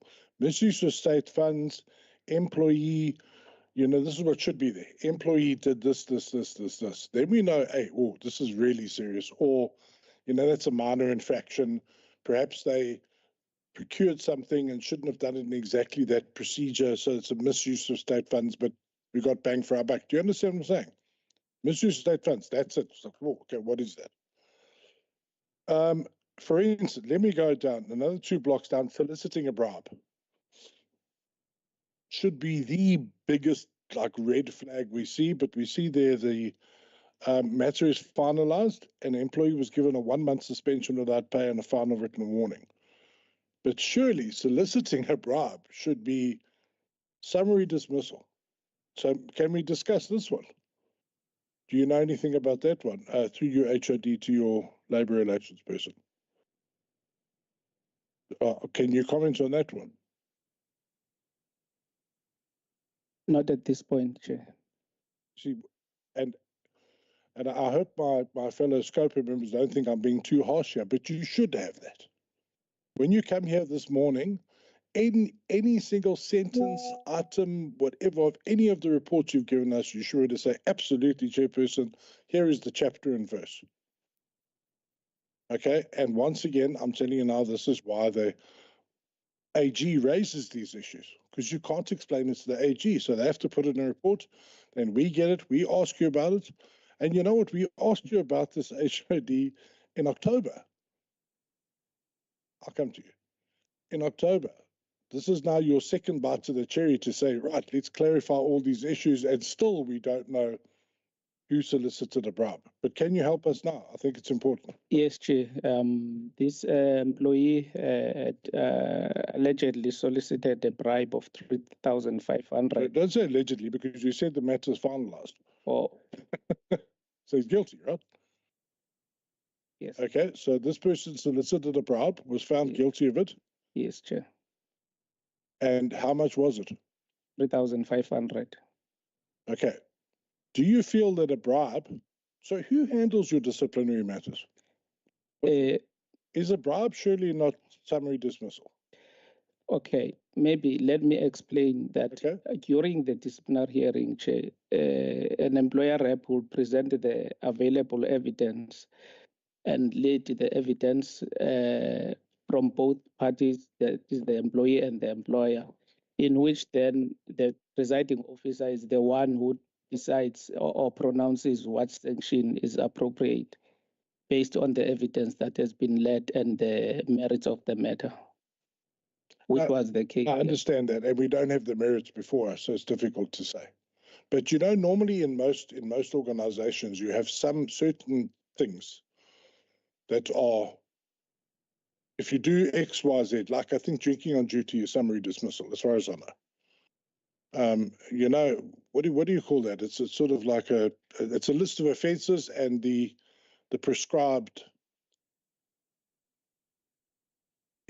So is a bribe taken, like, is that right up there? Soliciting a bribe? Because I'm sure in DOT it happens all the time, especially with TTI. But, well, that temptation is there. So can you tell me, where does that sit in that list of offences? No, indeed. When you want to discipline a person, honourable chair and honourable members, you have what is called formal and informal. So when it becomes formal, it needs now that you need then to get an investigating officer, and hence a labor relations director was then explaining. Then there will be heads of arguments, and then unfortunately some of the management need not then to influence the outcome of that decision. But it could be seen as a supervisor that indeed there was a issue of probably drinking while you're at work. Maybe the argument might be someone then probably had a cough mixture. You know, then those are the kind of discussion that are heard by a presiding officer, then eventually it decides. But just in terms of our labor relations policy, we do have those prescribed sanctions. If confirmed, indeed, we apply them. It's a summarily informal, and then we can then take decision. Okay. Well, just funny enough, the next one from there was reporting on duty under the influence of alcohol. Matter finalised. Frankly, I think taking the bribes more serious than arriving maybe a bit dagire from the night before. You know, these things happen. But soliciting a bribe is exactly what you're trying to.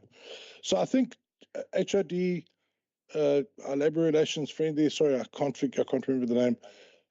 Sorry? Bangeva. Detail.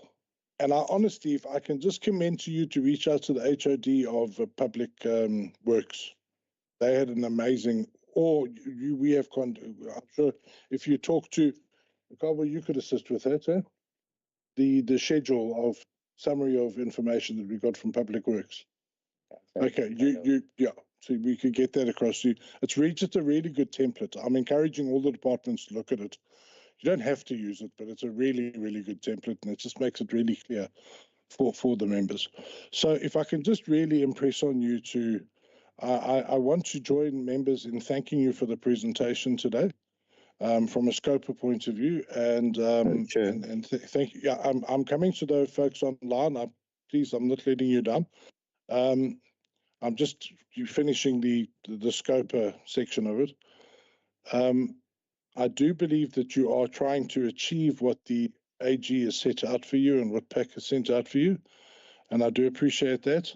But please just take this particular issue alongside the issues raised by other members extremely seriously. We need to get that level of insurance, and like we say to all departments, we don't want to see you here. We want you to have a clean bill of health and everything is going well, because if that happens, our province is working better. But so from my point of view, the meeting's not over. I'm now going to turn over to the members of the portfolio committee if they have any questions. But from a SCOPA point of view, thank you. And of course, any follow-ups that are required. So who was asking? Oh, yes, Dr. Biela. I recognize you. Sorry, you are a member of SCOPA, but I didn't know you were there earlier. Honourable Biela, please go for it. Thank you, Chair. Greetings to yourself and the honourable members. Chair, I actually raised my hand quite a while ago as a member of SCOPA. I wanted to follow up on the fleet management. I'm not sure if it's still relevant now. Nonetheless, I do apologize for not. I've just been told about your hand, but yes, of course, it's always relevant. Please carry on. No, thank you, Chair. Well, firstly, I want to appreciate the reports and the responses prepared by the department. There's actually a very brief question, Chair. You know, the department has indicated that as part of their interventions with respect to the fleet that is being stolen, they've decided to install trackers. And my very brief question is wouldn't that be, or shouldn't it be ordinarily a policy regulated matter to have those trackers, installed on all the government fleet, or is it something that is surprisingly new as an intervention? If we could just get a response from there, then I think I'll make a follow-up here. HOD, please. No, thank you very much, Honorable Dr. Biela, for that question. Indeed, many years ago, as Chairperson was alluding and the members, it was sort of bizarre, and also it was unheard of where you'd find a TLB or an excavator being stolen. It's a new phenomenon, and hence we have engaged the manufacturers then to make sure that all the machines that we now purchase are installed with trackers. In fact, the last excavator, Honorable Biela, that we recovered, when we reported it to a particular manufacturer, the engine just shut off. It couldn't even be loaded into a low bed, so which was good, but then we managed to find it. But in terms of now the vehicles, I know that many years ago it became an issue of organized labor and the bargaining, because yes, we do have a lot of vehicles, departmental vehicles. It was an issue of the argument that labor had with us was that it sort of infringes on the privacy of drivers or of the personnel. So, and then we argued at that point, indeed, subsequently, but all the vehicles that are coming in now are coming in with trackers. But one would have thought that it would have been an easily accepted when we wanted to introduce trackers around 2015 on Biela on the vehicles, but it was meant with the other dimensions.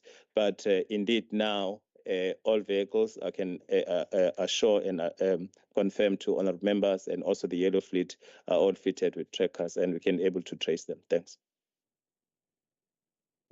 Okay. Yes, thank you. Doctor. Thank you for that response, through you, Chair. HOD. Maybe the last bit of it, for my own piece, is this more of a policy regulated matter, or is it discretionary? The fitting of tracker on the state vehicles and plant and so forth. It is now a policy matter, Chair. Dr. Biela, are you happy? No, I'm still on it, Chair. Thank you that we've established that it's now a policy matter. Perhaps one would want to then establish when the policy was developed and adopted. I'm just trying to draw the relationship between the intervention and the systems that were already in place at the time of these occurrences.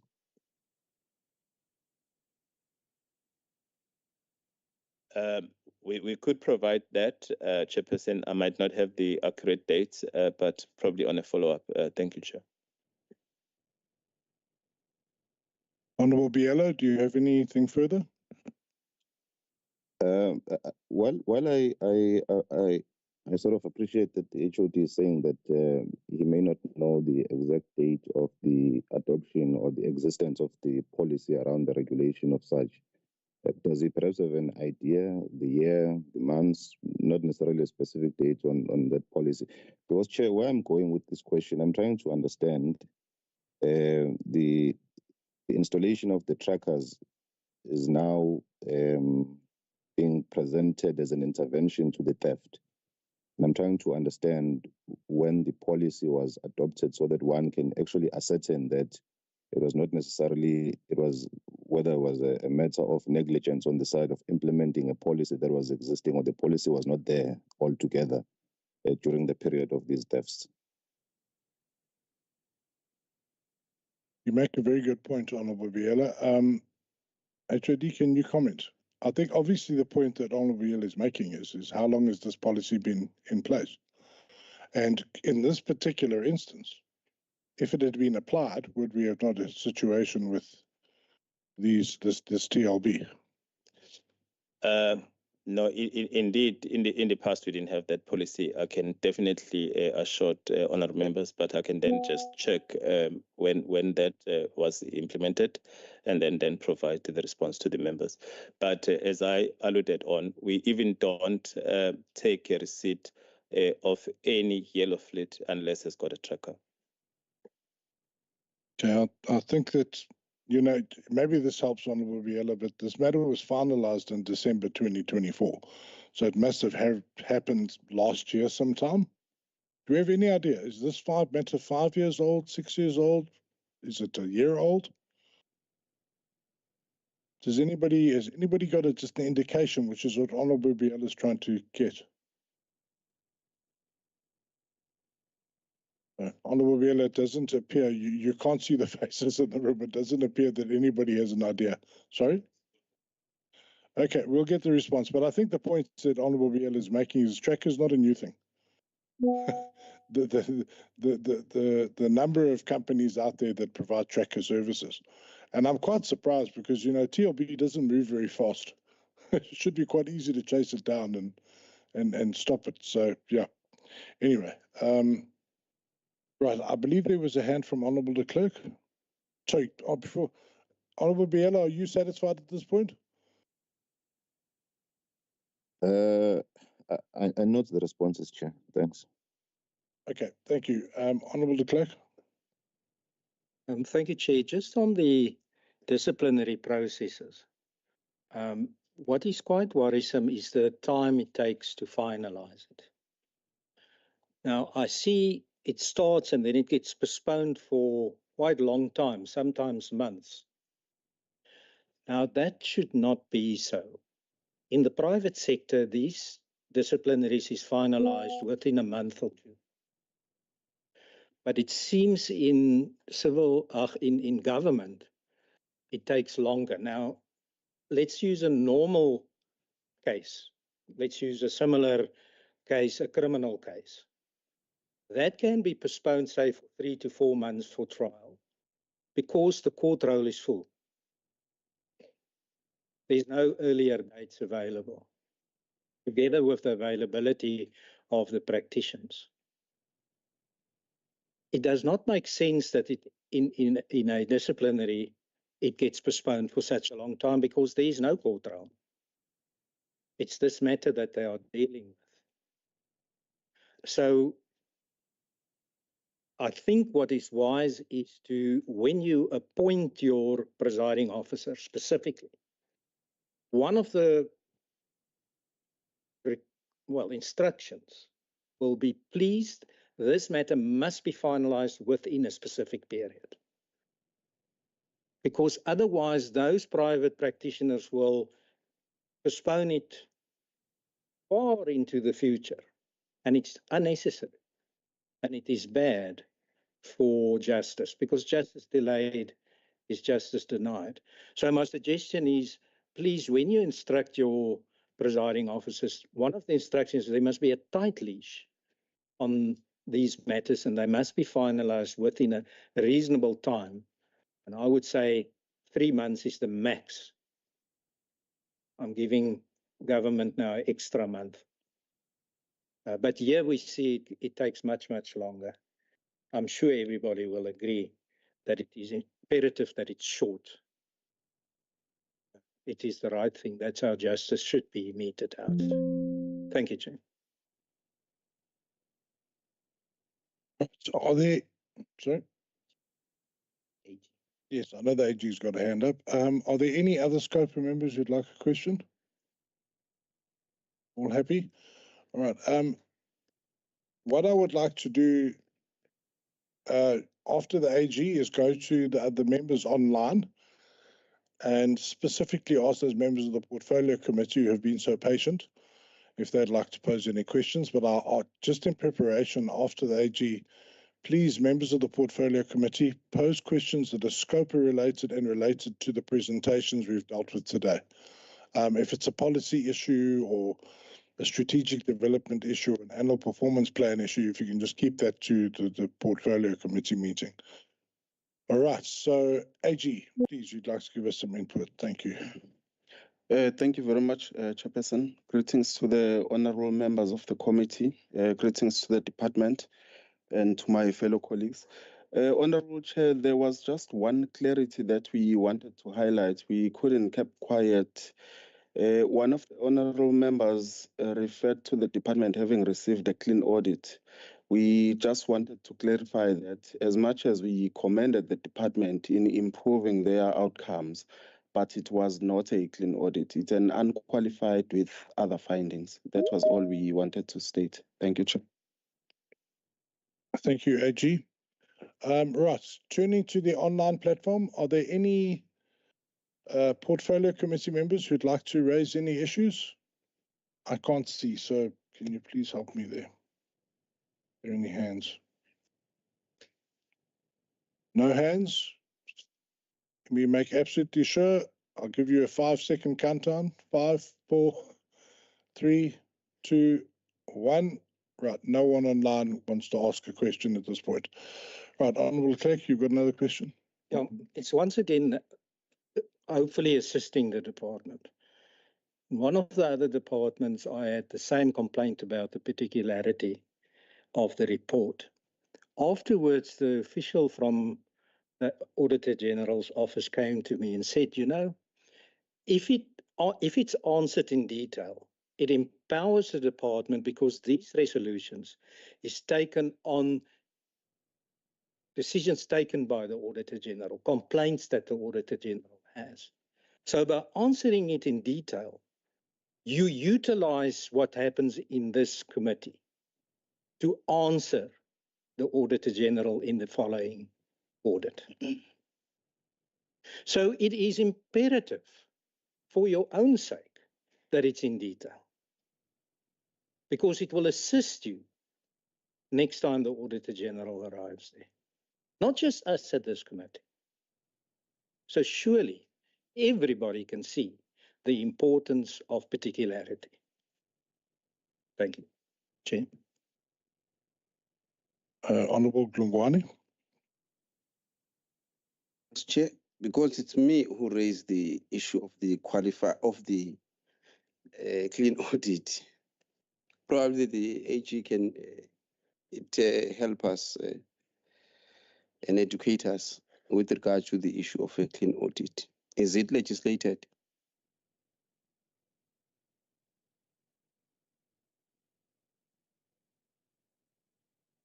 Thank you very much, Chairperson. Chairperson, maybe what I need to go through is the 3 types of audit opinions that we issue as the Auditor General. When we come to the department, for example, the Department of Transport, we look at 3 things.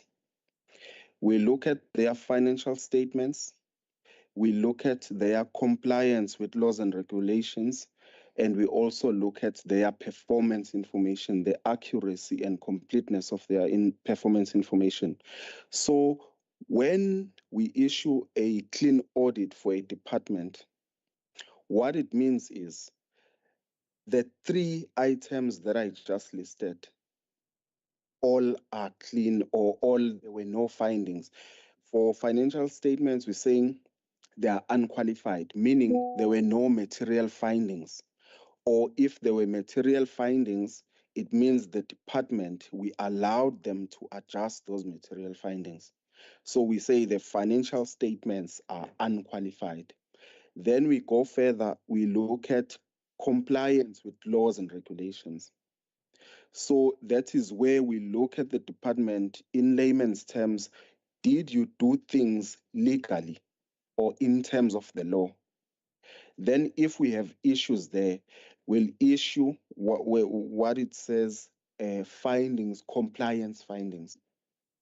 Then we look at performance information. Performance information, we look at it, whether it is useful to the public and whether it is complete, meaning what you are reporting, what you said you have done, is it accurate, is it valid, and is it complete? So just to answer the honorable member, when we issue a clean audit, it means all those 3, we are happy with it.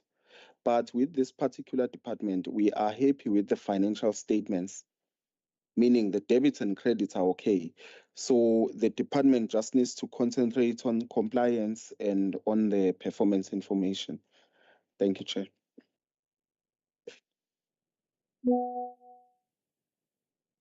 Yeah, Chair, I have not been answered.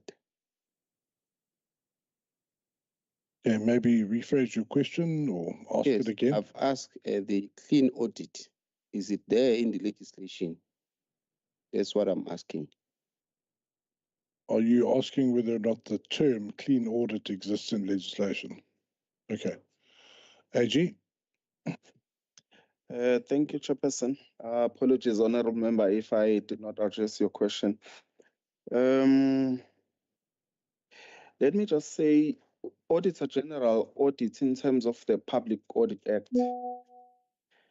So, the Public Audit Act is one of the legislations within the Republic of South Africa, and the types of audits that we issue are legislated in that Public Audit Act. They say, if you're issuing this opinion, this is what it means. I'm not sure, Honourable Member, if I am answering your question, but we do audit in terms of the Public Audit Act. Thank you. Yeah, Chair. You see,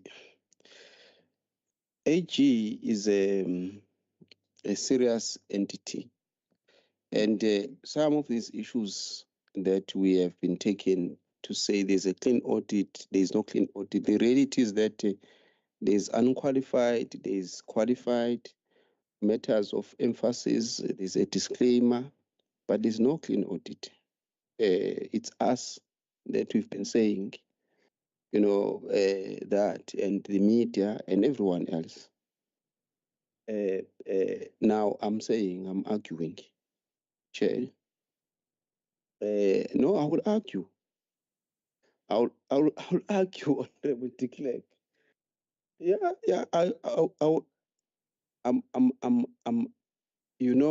the answer was expecting was to say yes, is legislated, and this is what it says. But of course, I can take outside this the discussion with AG to say is there are matters of emphasis, that needed to be dealt with, and here, and is termed not in a legal way. Is the way that we have termed it, not that the legislation said this is a clean audit. This is not a clean audit. That's my argument. Thank you. I'm sure Honourable Lugwane will agree with me in saying that, we, especially in this particular committee, actually need to be quite technically correct and lead the way, I suppose. Because, for instance, you'll get departments arriving and saying, oh, we've got an unqualified audit, but they forget three very important words, two words, with findings. Because you can also get an unqualified audit, but with findings. So it doesn't mean it's the good one is when it's just completely unqualified, no issues. But anyway, right. I think we're all done, members and colleagues. So unless I see any further hands from this side, I want to thank the department, HOD. Thank you very much for coming through. I do once again apologize for the previous postponement, and I don't apologize for asking you to come in person because it's always good to see you. But thank you very much for your time. And like all other departments and entities, we wish you all the best.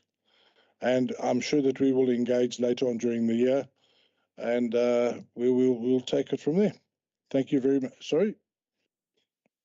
Oh, there is lunch downstairs for those who'd like to take lunch. And please, your department are welcome as well. Okay. Thank you, everyone. The meeting is adjourned. Thanks.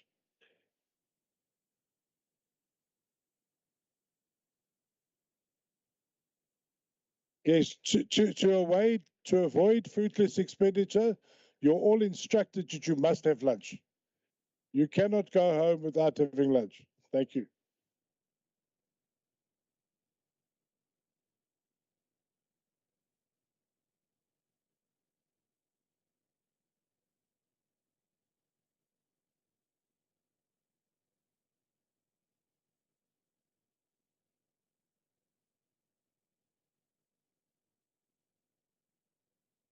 Thank